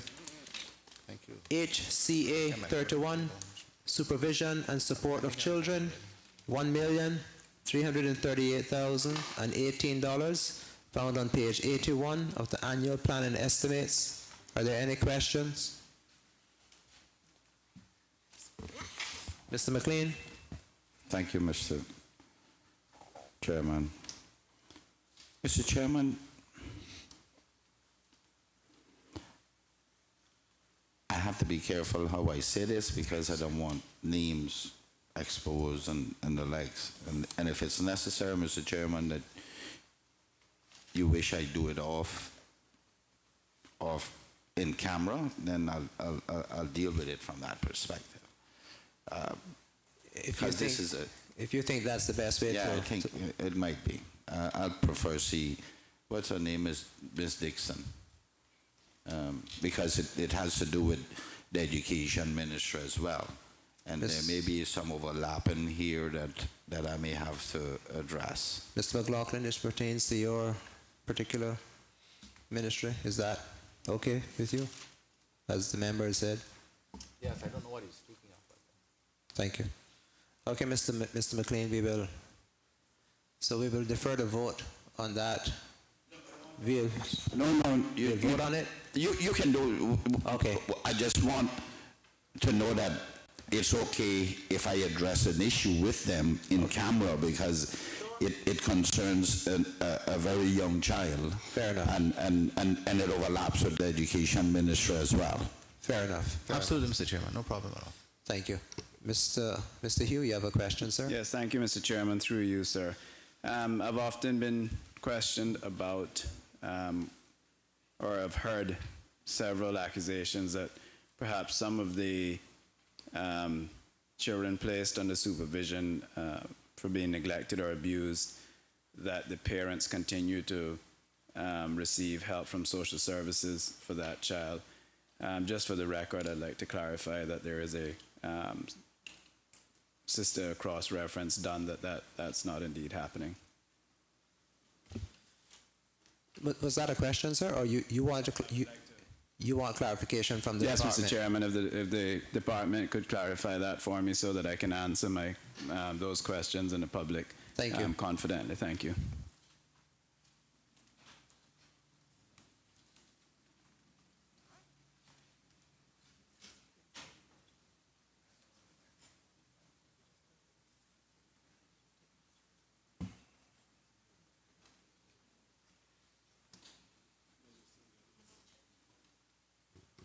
Mr. Chairman, through you to Mr. Hugh.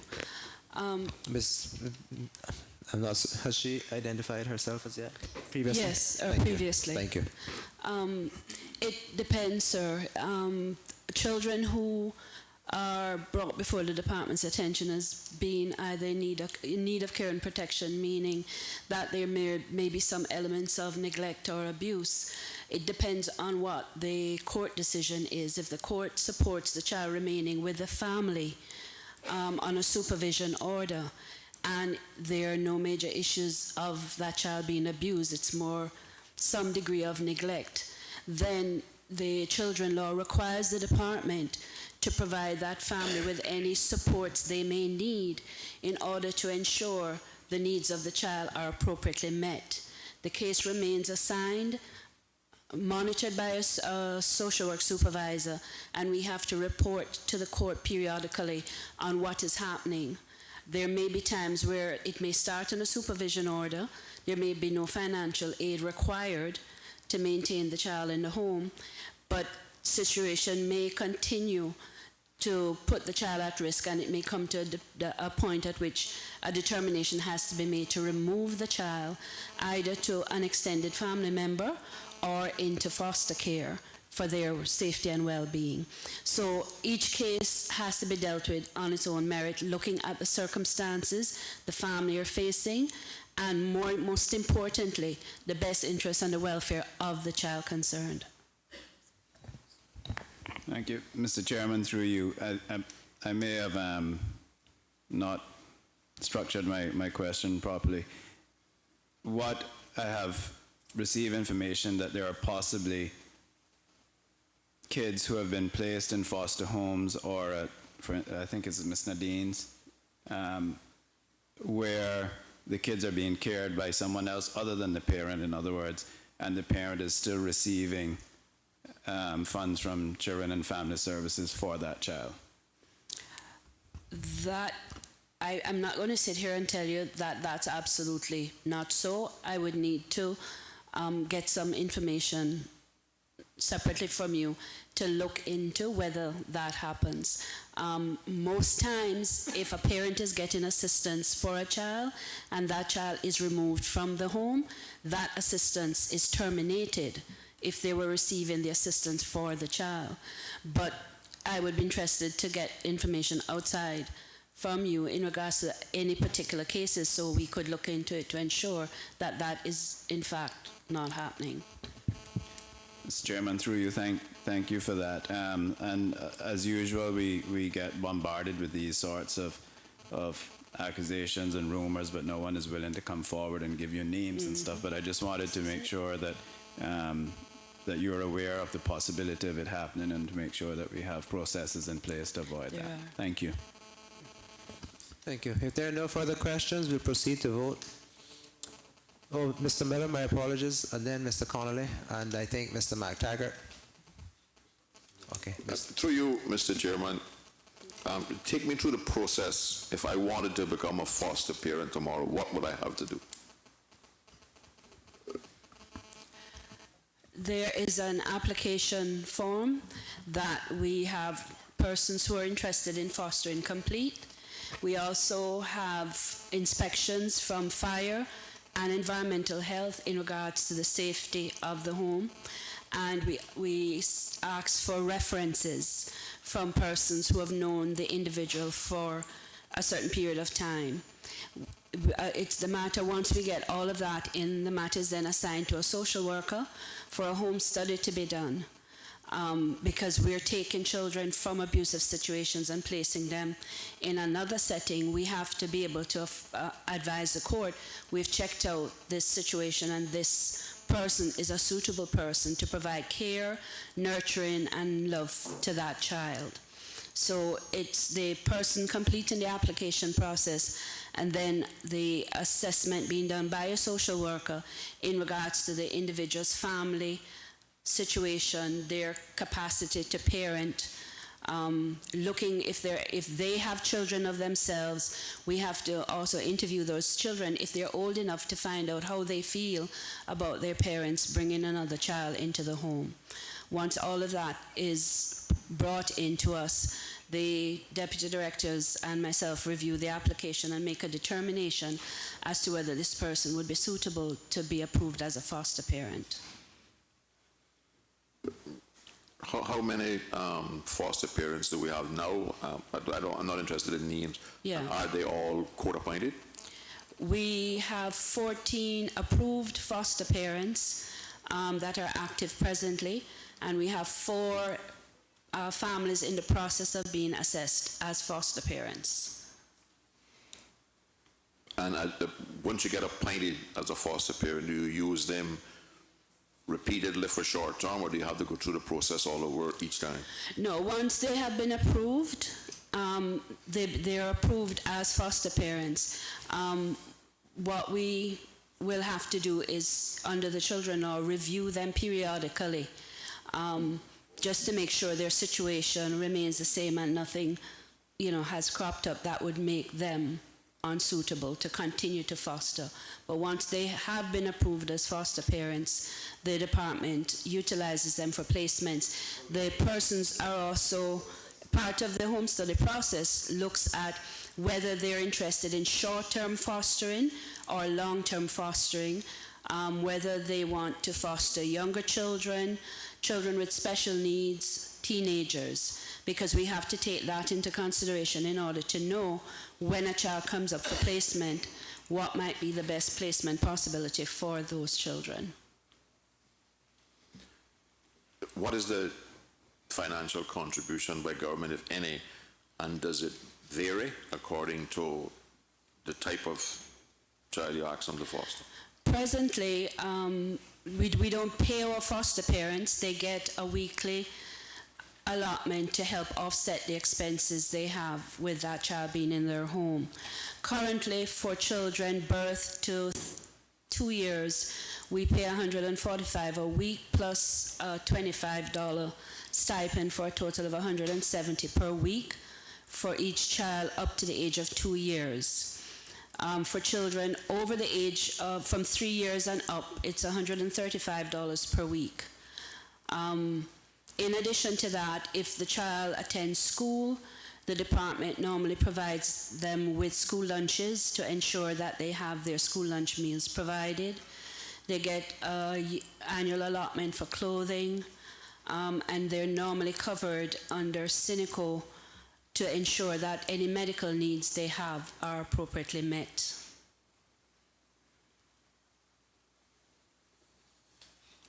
Thank you. Mr. McTaggart? Okay. Mr. Connolly? Thank you, Mr. Chairman. How many children are we talking about that are in residential care? Mr. Chairman, through you to Mr. Connolly. Presently, we have 8 children at the Nadine Andreas Foster Home, and we have 29 other children spread amongst the 14 foster parents we have. Thank you. And in terms of interaction with the school system Yes, sir. of these students, is there an active dialogue with the Department of Education Services, the schools that they would attend on a normal basis, just to, check on student behavior in addition to the stuff that you do with social work? Mr. Chairman, through you to Mr. Connolly, each child that we have in foster care has an assigned social worker who basically what we call case manage the case. So they liaise with schools, they liaise with family, because we have to address whatever the issues in the family are, in the hopes of being able to reunify the child with the family, if that is possible. With the children law now, we can, when the matter goes to court, if the parent is in need of parenting skills development, etc., we can request the court to make an order so that that parent actively engages in some parenting education in the hope of addressing whatever the issues were that led to that child having to be removed from the home. Okay. And then who can adopt a child now? I mean, what's the, I guess, how do you determine a fit and proper person? To adopt a child? Yeah. Again, there is an application process. We have an application form which the potential person who's seeking to adopt completes.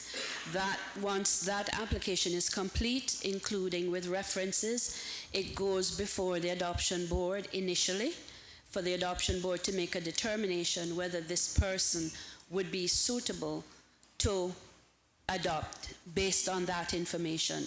If the adoption board approves it at that stage, then the matter is sent forward back to the department in order for a home study to be done, which takes a more in-depth look at the family. In some instances, persons come forward wanting to adopt with no children in mind. At times, they come forward having a child of the family. It could be a grandchild, it may be a stepchild that they wish to adopt. So the assessment is done, the home study is done, and that then goes back to the board. The board reviews that information and then will determine if they'll approve it to go for the 3-month court supervision period, when it goes back to a social worker to monitor the child in placement, if there's a child in placement, for 3 months. And at that point, it then goes back to the board. They approve it, and then at that point, an appointment is made with the Grand Court for the matter to be reviewed by the Grand Court to determine the granting or not of the adoption order. Okay. But if there's no child in the home, then the process is stalled until a child is identified for that adoption. At times, they seek to adopt from overseas. Okay. And how many applications would you say you get on an annual basis? And of those, how many are approved and how many are declined? Okay, for the 13-14 period, I think we've had 36 new applications. So far, as at the 6th of June, for the 13-14 period, we have had 16 adoption orders made. I don't have a figure on any denials at this point in time. You have any? And we have a total of 62 applications still in process. Okay. So it takes, I mean, that's what I was also kind of Yeah. getting at. It takes a while to get through this application process, rightly so. Right? It does, sir. On average, all things being equal, and if we have available staff, it can take between 18 to 24 months. We have some matters that may take longer, simply from a manpower point of view. One of the reasons that it was critical to separate the welfare matters from the other social work matters was our social workers were so inundated with financial matters, we could not deal with these other social work matters expeditiously. So now that we are no longer dealing with the financial matters, we're able to see a quicker turnaround with the scope of social work matters ranging from childcare and protection, adoption, fostering, mediation, means assessments for the court, juvenile probation matters, etc. Okay. And then my final question is, if someone is going through this process, do you require them to do any sort of additional training, maybe like darkness to light, or things like of that nature, or go through some sort of, I guess, session with someone trained to look at how they respond to questions and things like that as well? I mean, is that a part of that process? At this point in time, sir, it's, Mr. Chairman, at this point in time, it is not. Through the interview process, which is done over a period of time, the social worker explores the individual's background from their own childhood, so we can flag any issues of concerns that may come up that needs to be addressed with those family members. For foster care, yeah. No, Ms. Mendoza was just saying, in regards to the foster care, we started a foster care training program for foster parents in January of this year that has been ongoing monthly and wraps up this month. We have an active foster care recruitment underway, and for those new foster parents that we do get signing up, we will have another training program during the 14-15 fiscal period for those persons. So for foster parents, we do. For adoptive parents, we don't have necessarily a training program per se. Okay. Thank you very much, Mr. Chairman. Thank you. Sure. Mr. Suku? Thank you, Mr. Chairman, for you. This may apply to foster care more than any other area, but do you currently have the ability to apply through the courts in situations where you find that there are parents who are negligent but have the financial means to support their children, but the government is not actually now taking care of their children? Can you apply for support, financial assistance, or child support, really, and have that used to offset some of the costs that the department has to bear? Contribution order. Mr. Chair, through you to Mr. Suku, we have always had the ability to apply to the courts, first under the juvenile law, now under the children law, for what's called contribution orders, where a parent is able to make a contribution. That, however, does not come back directly to us. It would go to general revenue.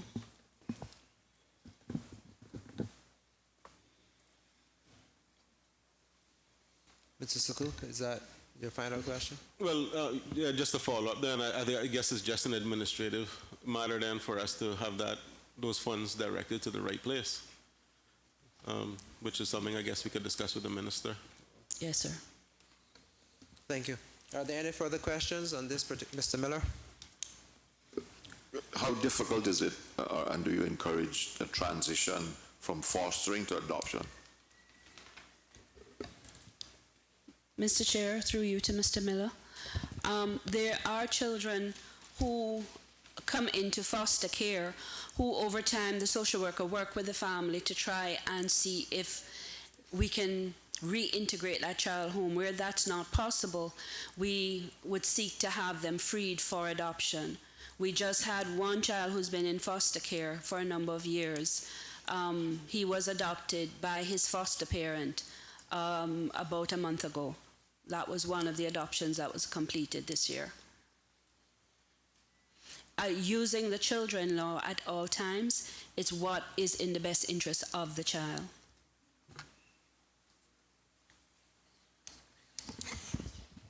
Mr. McLean? Thank you, Mr. Chairman. Mr. Chairman, I recall specifically when we did the adoption law, and there was a presentation made to all members. This is 5, 6 years ago, I guess. 4 or 5 years ago. 3, 4 years ago. Whatever. Don't confuse me, Mr. Miller is deliberately trying to confuse me. It's only about 18 months ago. Mr. Chairman, I really thank the Premier for reminding me it's only 18 months, because that's a strange thing he remembers. Which usually the rest of us remember. Mr. McCain, that's good on his let's part. get to the question. We are running behind schedule. Mr. Chairman, I recall saying at the time that I was aware of someone whose adoption had taken about 10 years. And I was told that the new provisions, the new law, would now, the average time would be less than a year with the new law coming into place. I hear Ms. Dixon saying it's now average 24 months. What is causing that? Is it lack of staff, or the availability of information coming?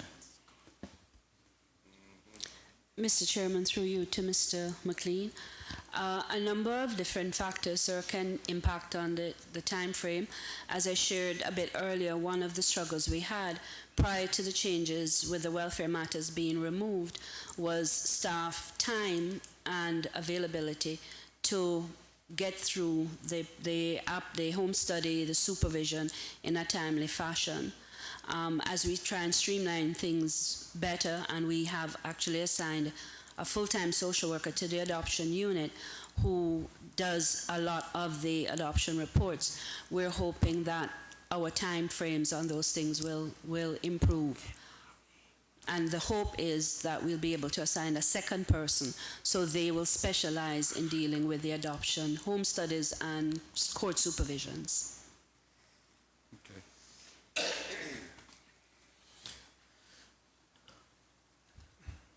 If there are no further questions, then all those in favor of HCA 31, supervision and support of children, for $1,338,018, standing part of the schedule to the bill, please say aye. Aye. Those against, no. Members, I am aware that it is now 12:15, and we had hoped to break for lunch at 12:30, but there are only 6 appropriations remaining on this page, so I'd ask that we try to get through this particular page before we break for lunch. So if that takes us up to 1 o'clock, then we'll break for lunch at 1 o'clock. So let us proceed and see how quickly we can progress. HCA 32, Community Development Services, $503,580, found on page 82 of the annual plan and estimates. Are there any questions? Mr. Eden? Thank you. Thank you, Mr. Chairman. My question in this regard is in the past, the Kodaks, there were units in each district, and they did some wonderful work. And it went from 20 to 15 to 10 to 5, and now there's no longer money for the Kodaks, no more than what people privately try to help them with. Is there any consideration to trying to revive these areas? Because these are people that would go into the communities and share a lot of the expenses that can be incurred, but there was always a little seed money that government put in there. And I know that some of that were later from East End, some from Savannah and Bordentown, always look forward, especially at Christmas time when they're having functions for our seniors and young people. And just for information for those who may not be aware, Kodak means Community Development Action Committees. Through you, Mr. Chairman, a decision was made, I think, about 2 years ago, maybe 3, because we had quite a demand for the transfer payments in terms of rental and food vouchers, that in order to meet the requirement of the FCO budget, that the Kodak's funding was taking out. So because we still have quite a demand for TPs, we have not put that back in as yet. So it wasn't that the minister at that time didn't see the importance of Kodak's, but it was a decision of where we had to increase rental and we had to increase food vouchers, that basically, and also had to give staff to the department, which was stretched. That was one of the things that was cut at that time. Mr. Eden, is that, did you have a follow-up question? No, just to understand, I know the amount that was cut was so minuscule, I can't see it that made much difference. Thank you. Mr. Miller? To you, Mr. Chairman, what are community development officers supposed to be doing now with the restructuring, and they're not involved in the financial aspect of it anymore? Mr. Chair, through you to Mr. Miller. The role of the community development officers are still meeting with members in the community to elicit what are the particular concerns that that district has in regards to any social issues, etc., and working with members of the community to develop programs or strategies to help to address those issues. They also work along with the churches to develop and put in place programs for our seniors in each district.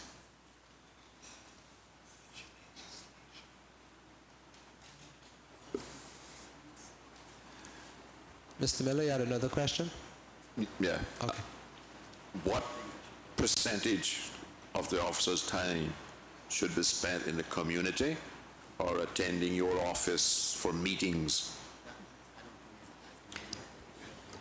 The bulk of a community development officer's time is based in the district. They will periodically come into office to get any administrative paperwork they need to get done, or to participate in meetings. We usually have a staff meeting monthly. They may have a supervisory meeting once a month, but the bulk of their time is expected to be spent in their community. Are there any programs from your administration side that these community officers are expected to put in place in all the communities? Well, it's basically, the programs that would be put in place are basically driven by the particular community needs that have been identified. So they're really working with community leaders, with church groups, with members of the community, surrounding whatever the particular issues in that, because each community differs with what they may deem as priority issues for them. So it's led by the particular community and the issues identified, and based on that, the worker develops in conjunction with the members of the community whatever programs it is identified as being needed for that community.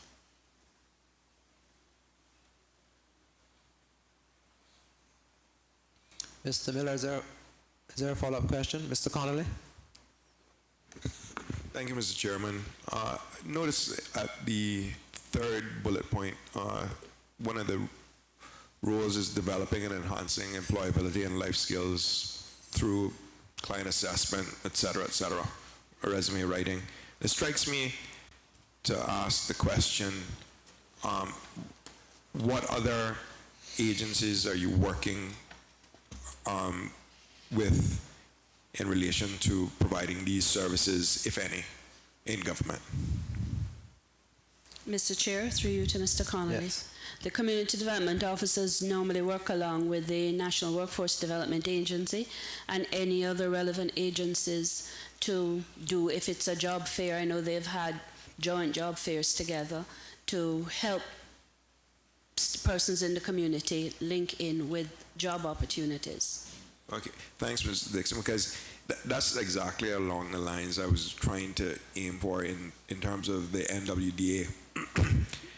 This could be an extension, so to speak, of what they normally do centrally in Georgetown in a number of districts, because it's that sort of those soft skills and the employability skills that they're working with. So as a government as a whole, I mean, we need to utilize or cross-fertilize these rules to kind of enhance, one or more products that these, I wouldn't call them silos, but, these individual ministries and products do, because by that, we'll be more efficient. Yeah. Mr. Chair, through you to Mr. Connolly, I agree, sir, and that is basically one of the roles the community development officer fills. As I said, once they've identified the particular concerns in that community, is to work with members of the community and any other entities to help to address those issues. Yeah. And sorry, Mr. Chairman, through. And is it marketed as such, though? So can NWDA say, we have a close relationship with the community development officers, and instead of coming to the NWDA, you can go to your community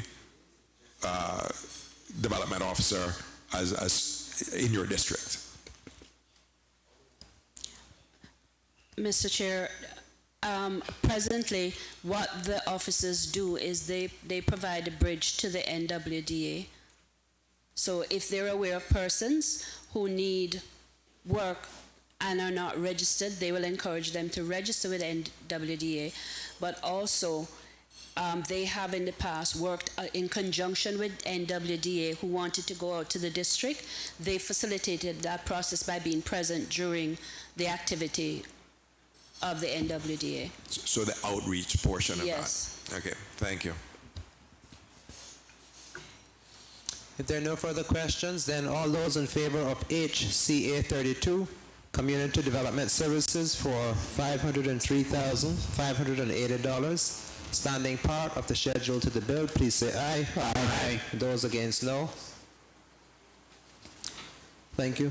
CAY 2, Children and Youth Services, Keys Foundation, $2,178,000, found on page 83 of the annual plan and estimates. Are there any questions? Mr. McLean? Thank you, Mr. Chairman. Mr. Chairman, just to ask the Minister, how many clients do we have in-house here in both of these establishments?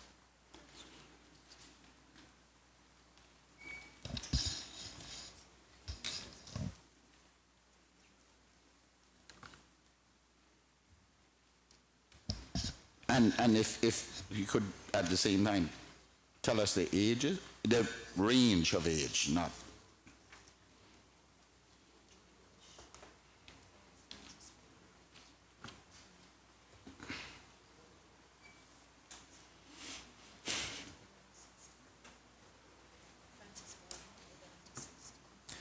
At the same time as they are preparing to answer that question, if I could ask all members, if you're not speaking, could you please turn your microphones off, because the feedback is affecting the recording. So only turn them on when you are about to ask a question. Thank you.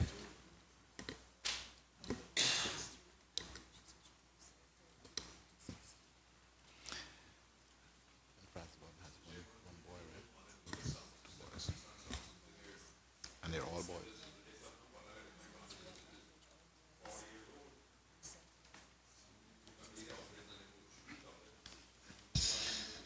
Mr. Chairman, there are 5 young people at Francis Borden, aged 11 to 16, 7 girls and 2 boys.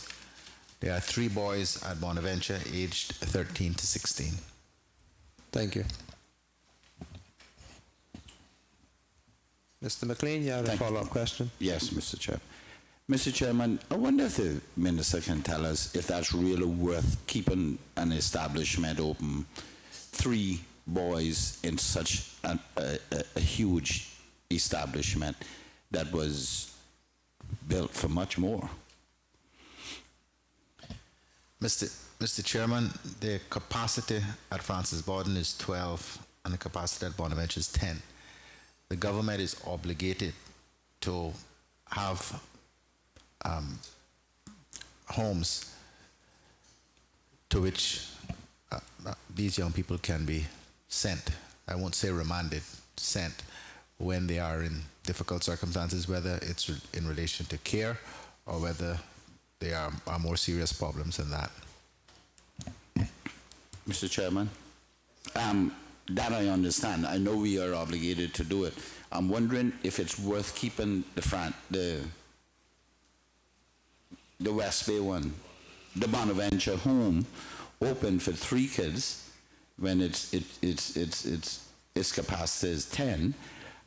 Is it not more worthwhile to find an institution overseas to send these children to?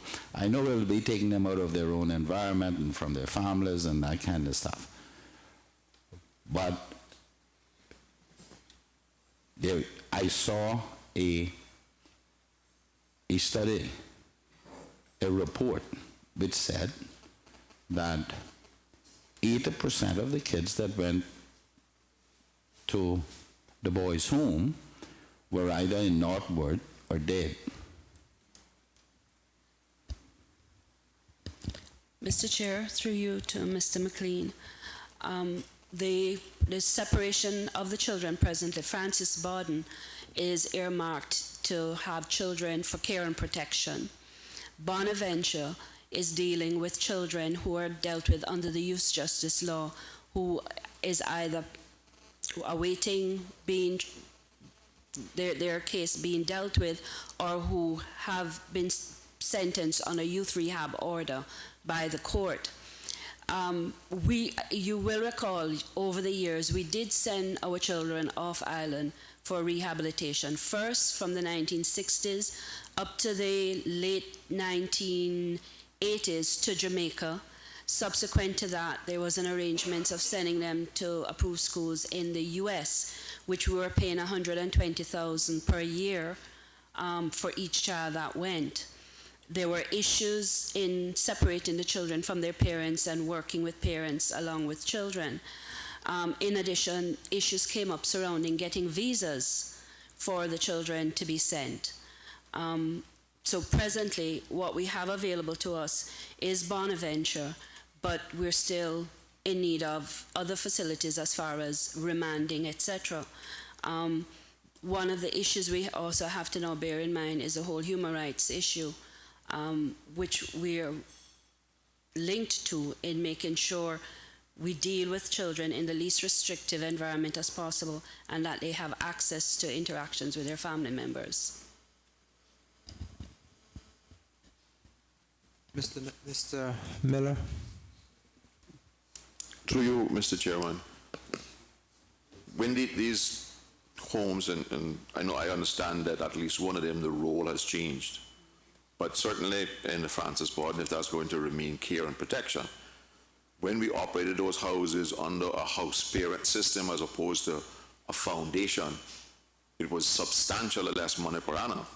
I mean, 2.1 million seems like a lot of money to operate these 2 houses on an annual basis. And why did we take it out of your department or supervisor and the house parent model to this foundation model with all the administrative costs at the top?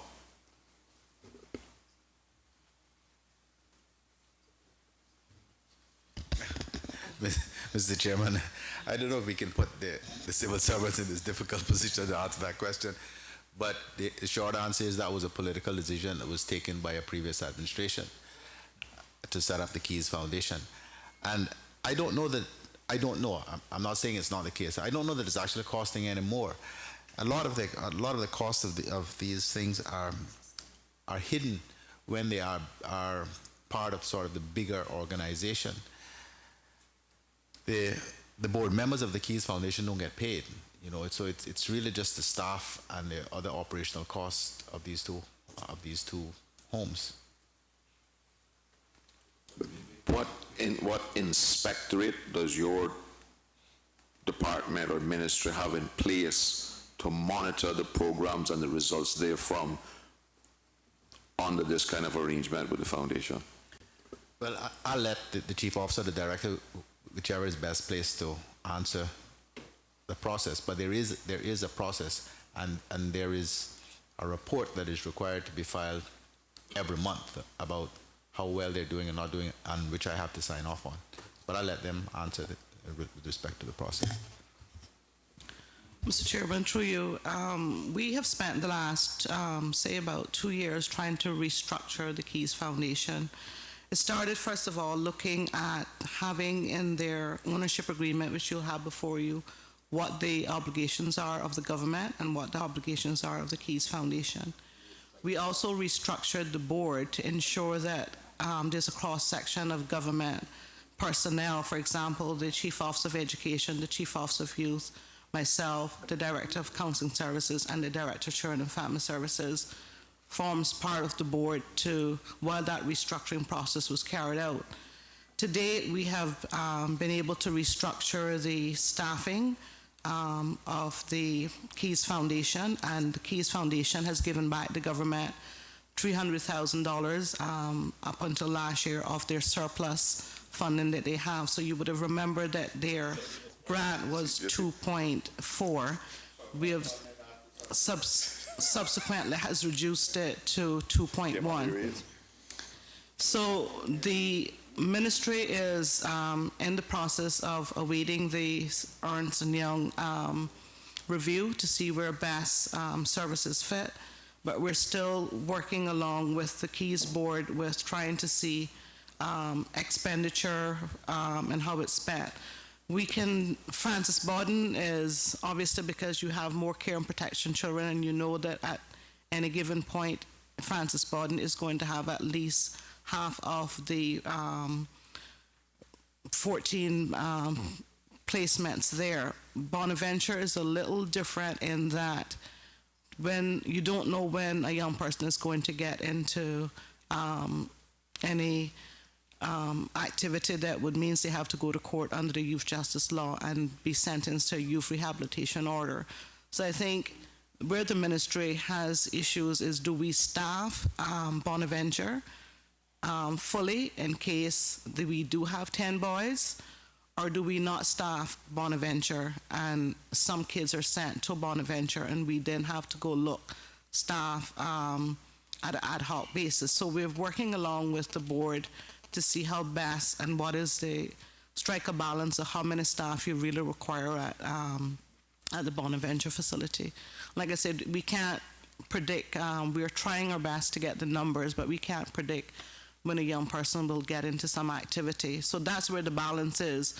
We've cut the grant down to 2.1, where the board is looking at a further figure that we can possibly cut it down to, say, in 15, 16, but we have to have an idea of when we cut staff, say, at Bonaventure, and the child is sent there through the courts, then we're stuck with not having the relevant number of staff, because they have to be there on 24/7 basis. And if you don't have the staff in place and a child is sent there, then you're in breach of whatever the court may order on that particular day. So that's where the issue comes in, is where do we strike the balance with the staff at Bonaventure? Do you have a question? Yes, Mr. Chairman. Mr. Chairman, I just want a clarification on something that the Premier said. I heard 7 girls and 2 boys, but 5 people at Francis Bawden.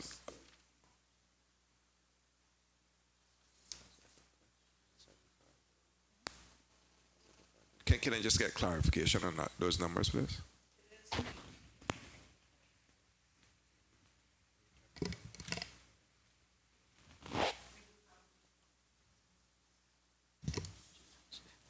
We do have 9 persons at Francis Bawden. It is 9 and not 5. Okay. not 5. Okay, sorry. Thank you for that. In terms of referrals to these facilities, how else other than the courts do people end up at Francis Bawden and at Bonaventure?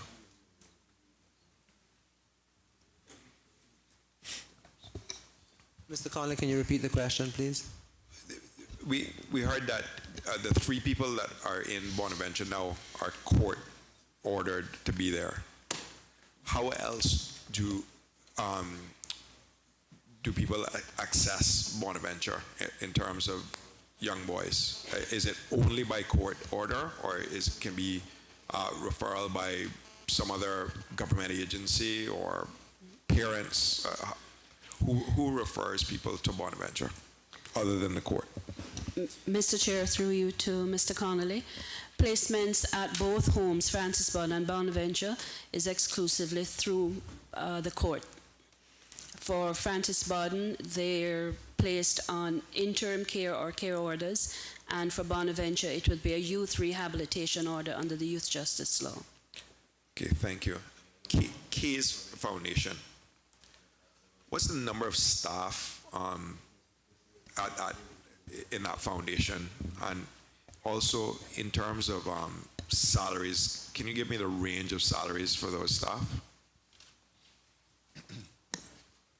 Through you, Mr. Chairman, we don't have the actual numbers with us today. However, I would like to assure the member that we have restructured and brought the Keys Foundation staff salaries in line with the civil service. I think that was done 2 years ago. And so they're paid currently what is being paid to the civil servants in their comparable figures. And we're also looking at the salaries and reducing numbers probably in 14, 15 in terms of what number of staff we need at a management level. What was the number it came down from? If it's 2.1, well, 2 million almost? 2.1 million, sorry. Yeah, 2. Through you, Mr. Chairman, the grant was 2.4, it is currently 2.1. And we've also given government back a surplus of 300,000. Yeah, and what programs do they carry out at under the Keys Foundation? Through you, Mr. Chairman, the Keys Foundation carries 2 programs. The Francis Bawden, obviously the children attend the public school, so obviously that is care and protection at Francis Bawden for boys and girls. At the Bonaventure site, we have on staff a number of persons that have the expertise to carry out that function. So I don't know if I've answered your question. If you can repeat it and see if that answers your question, sir. Well, and in their day-to-day activities, I think that's what you're describing there. But are there any therapeutic, any any additional programs that the Keys provides that will change behavior patterns and try to teach young boys to be better? What type of atmosphere then is designed around just the normal day-to-day activity of showing up and just being there in support of as almost house parents for the kids? Like what's in addition to what they do now? I mean, through you, Mr. Chairman, we are running a therapeutic approach, and I will ask the Director of Counseling Services, who is very familiar with a therapeutic approach, to explain what happens at the 2 homes. Thank you.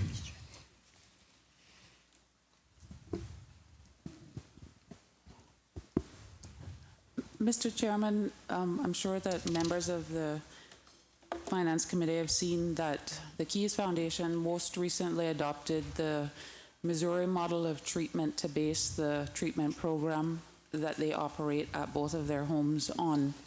And the Missouri model of treatment is based on positive youth development, and that therefore involves group programs that take place throughout the day and evening to address the behaviors that have resulted in the children being there. As the Chief Officer was indicating earlier, depending on the child's needs, some of those children may be in mainstream education, and so their ability to participate on a full day's basis may not be possible. But for those children who are there and resident and receiving education at Bonaventure, they would participate in a program basically from waking through till going to bed in the evening. And that is all structured, behavior modification based, and also has therapeutic components to it.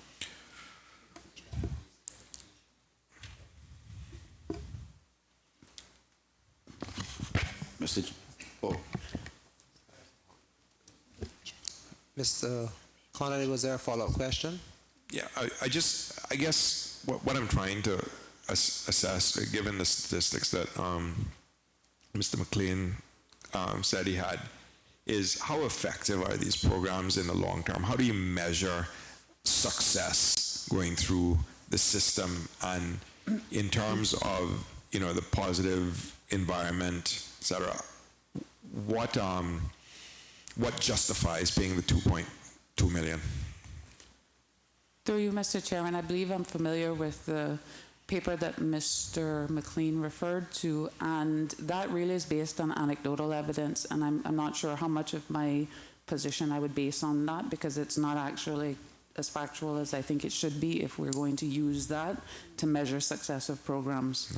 Having said that, I think we also, within the field that we're operating in, need to think about how we measure success, because success can be measured in many ways, obviously. Success can be measured in terms of whether a child is able to be reintegrated, for example, back into mainstream education, or whether they're able to be reintegrated back into their family environment, or whether they're no longer committing offenses. Unfortunately, within the human services realm, certainly since I've been involved, we've never had the luxury of having any longitudinal studies done in any of our programs. And that is something that is sadly lacking. We often barely get staff to run the programs, much less to assess their effectiveness, because that requires a whole other stream of funding that we never receive. In relation to the money being granted to the Keys Foundation at the moment, the Keys Foundation has only started to operate this model of treatment within the past 18 months to 2 years. We're still sort of experiencing some growing pains, but I don't think that we've had sufficient time to start looking up what our outcomes are at this point in that model. Can I ask what the average number of clients, I guess, or young boys have been in Bonaventure over the last 5 years? What's the average per year? Mr. Chairman, unfortunately, I'm not in a position to answer that. I'm simply a member of the board, and I'm only trying to assist with the answers that I can give you. I don't have that kind of operational data. It does not fall under my direct responsibility. Can someone make a, Mr. Chairman, through you, can someone make that information available to this committee?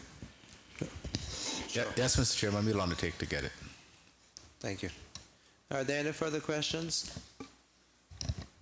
Mr. McLean and then Mr. Bush. Okay, thank you, sir. Mr. Chairman, I hear that the report that I referred to may not be up and up, but that report was done by government, at least a government employee, and evidently it is being used to put other programs in place, I guess, on the basis of what the results. Is that a fact? That report was done by a government employee. And secondly, it is used for the measure for programs that are currently in place. Is anyone able to verify whether or not it was done by a government employee and it is being used for the purpose as Mr. McLean alleges? Through you, Mr. Chairman, our minister has not done any report and have provided that. Like I said, the program that we're restructuring is 18 months. We have just started to collect data. That information was not produced by this minister. Mr. Chairman, I don't blame everybody run from that report. Mr. McLean, but- if it is a public document, then perhaps has the document been published? Or- Absolutely. Okay, do you have a copy of the document? Do you- Absolutely. It was done when we were trying to, this is 3-4 years ago, and that's got me wrong with the time again, but where we were setting up in the different schools, looking at the behavior, and Mr. Miles did this report, which showed, and it was made public, it was talked about on the radio, where it was talked about in this parliament, where 80% of the kids going through the home in West Bay were either dead or were in prison.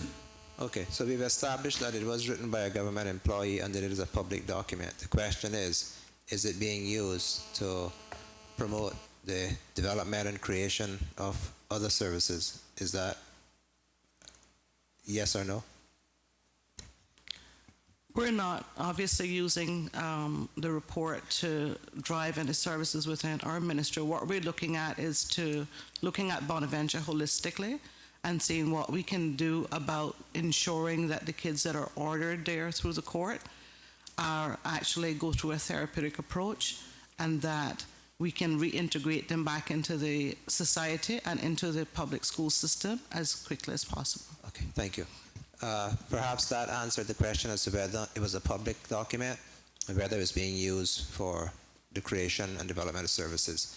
Mr. Conley, did you have another question? Mr. Chairman, just to suggest also that we get a copy of that report for the people that haven't seen it. Okay, thank you. But just, sorry, that was a suggestion. I had a question.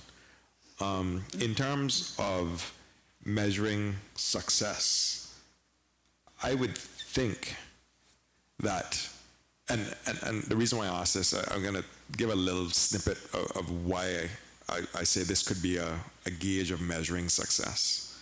I happen to know a very successful graduate from Bonaventure, right, that has far exceeded probably anybody's expectations. It's people like that have come through the system that government might lean on to try to also just gauge what happened through their experience at Bonaventure, to see if some of those things are still being done, if not, why they aren't being done, and to perhaps be an advisor to some of the technocrats that do it. Because to me, if someone has come through a system, and it might not be because of the system, but I'd like to think it was, right? Surely that person can give a sort of exit interview now that they're an adult and talk about the pros, cons, the things that worked, the things that didn't work, and also then just be a champion for a system in general, right? Because this person is now, like I said, a very successful businessman, and he talks openly about his time at Bonaventure and how it saved him, and so those are the things that, to me, that's a measure of success. I mean, it's living, breathing. You can touch it, you can talk to it, you can hear it. Statistics sometimes tell a different story. So I would suggest and also say, that in my mind, if you wanted an example of how to measure it, that would be what it is. Thank you, Mr. Connolly. I think Mr. Bush had a question, and then Ms. Rivers.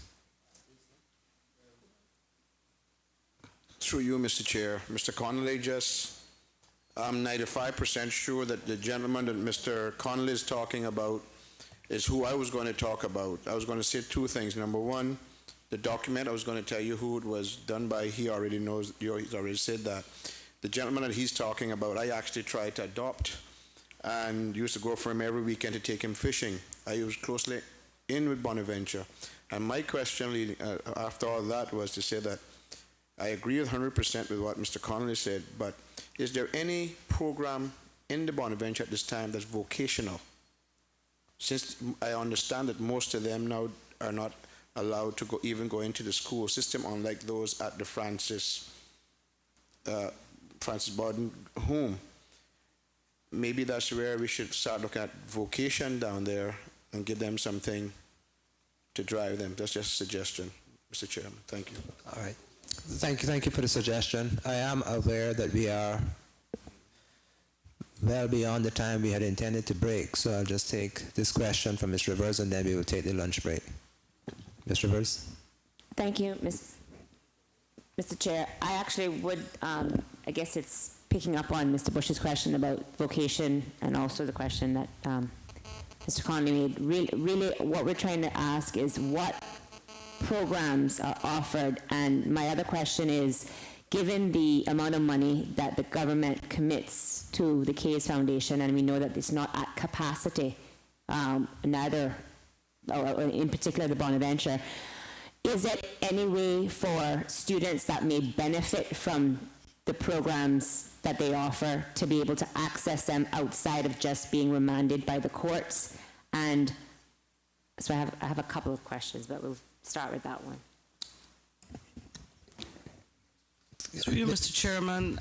Before you answer, Ms. Rivers, is it possible to ask all your questions at once and then they can just answer them, because I am concerned about the time. So the follow-up question would just be basically then, if it's only court, if for whatever the reason the parameters is that it has to be court mandated, of the numbers of students that actually are mandated by the courts, how many of them actually stay within the program? Is it something that, what happens then if they don't stay within the courts, and if there's any scope to look at expanding the programs, especially if they do offer vocational and technical type training for students that are not necessarily remanded by the courts?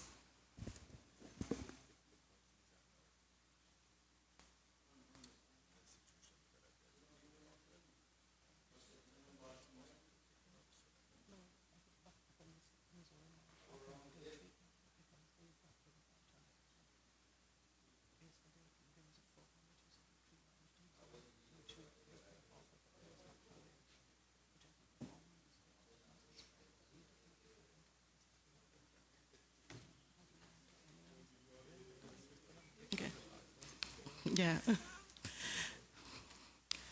Mr. Chairman, basically, when we looked at the whole restructuring of the Cayes Foundation and the continuum of care, and we embarked on the therapeutic approach, we did find when we visited Missouri that they offer something that's called a day treatment program, which is precisely what the Minister of Education is currently requesting. I know the former Minister of Education was in support of that as well. But what it came down was really to dollars and cents. We were trying to have staffing for the secure remand facility, which the government couldn't afford at that time. And obviously that would require additional staff. But there is a program that the Missouri offer, which is day treatment. A staff member from the Ministry of Education went with us and visited that program and was quite, I think, at that point impressed. But it really boiled down to whether the government could afford to put that system in place or not. But currently, the Bonaventure site itself, that is designated as a youth rehabilitation school, and so it would mean looking at a different use of the site. And at this time, obviously, there's one building that is completed, and we have to have that available for court purposes. Thank you. Ms. Rivers, you seem to have a curious look on your face. No, Mr. Chair, I think I would, obviously would benefit for the government to have access to the restructuring report to see how we can actually better utilize the various services, because obviously, we're tackling issues of behavior within the education system, and we want to try to help to build those bridges that need to be built within. So that's kind of the impetus. But I'm happy to hear that there's a day treatment program availability, and from the education side, we would be looking to see how we can actually move that process forward. Perfect. If there are no further questions, we'll proceed to vote on this particular appropriation. Mr. Chairman, I just want one question. The report that the chief officer spoke about, where they looked at the restructuring, who was commissioned to do that? To you, Mr. Chairman, in 2010, in getting ready for the whole constitutional requirements of the separation of the juveniles, we put together what is called a working group, which comprised of all the government agencies that interact with children. That working group came up with a plan and worked on that for a couple of years, and that plan was presented to Cabinet at that point in terms of what was required. So that is a report that was done by our local persons involved with children within the government system. And there was no report other than that one that was commissioned by the Keys Foundation to detail out what they have done that you know of? What they do? Or what they do, really, that you know of? I'm not sure of your question, but in terms of the report I referred to, that was to restructure Keys and look at, that was really commissioned by the minister itself along with its agencies, including Keys Foundation. Yes, and I'm asking if that is the only one that you know of. Do you know of any that Keys did or Keys did to and was conducted by someone that was paid to do a report on what they do on their program? I'm not aware, since I became chief officer in 2009, of any report done on Keys. One could have been done by other agencies outside the ministry, but the one that we did is the one that I'm referring to, sir. All right. Let us proceed to vote on this particular appropriation. So all those in favor of CAY2, Children and Youth Services, Keys Foundation for $2,178,000, standing part of the schedule to the bill, please say aye. Aye. Those against, no. Okay. At this time, we will take our lunch break and resume at 2:30 p.m.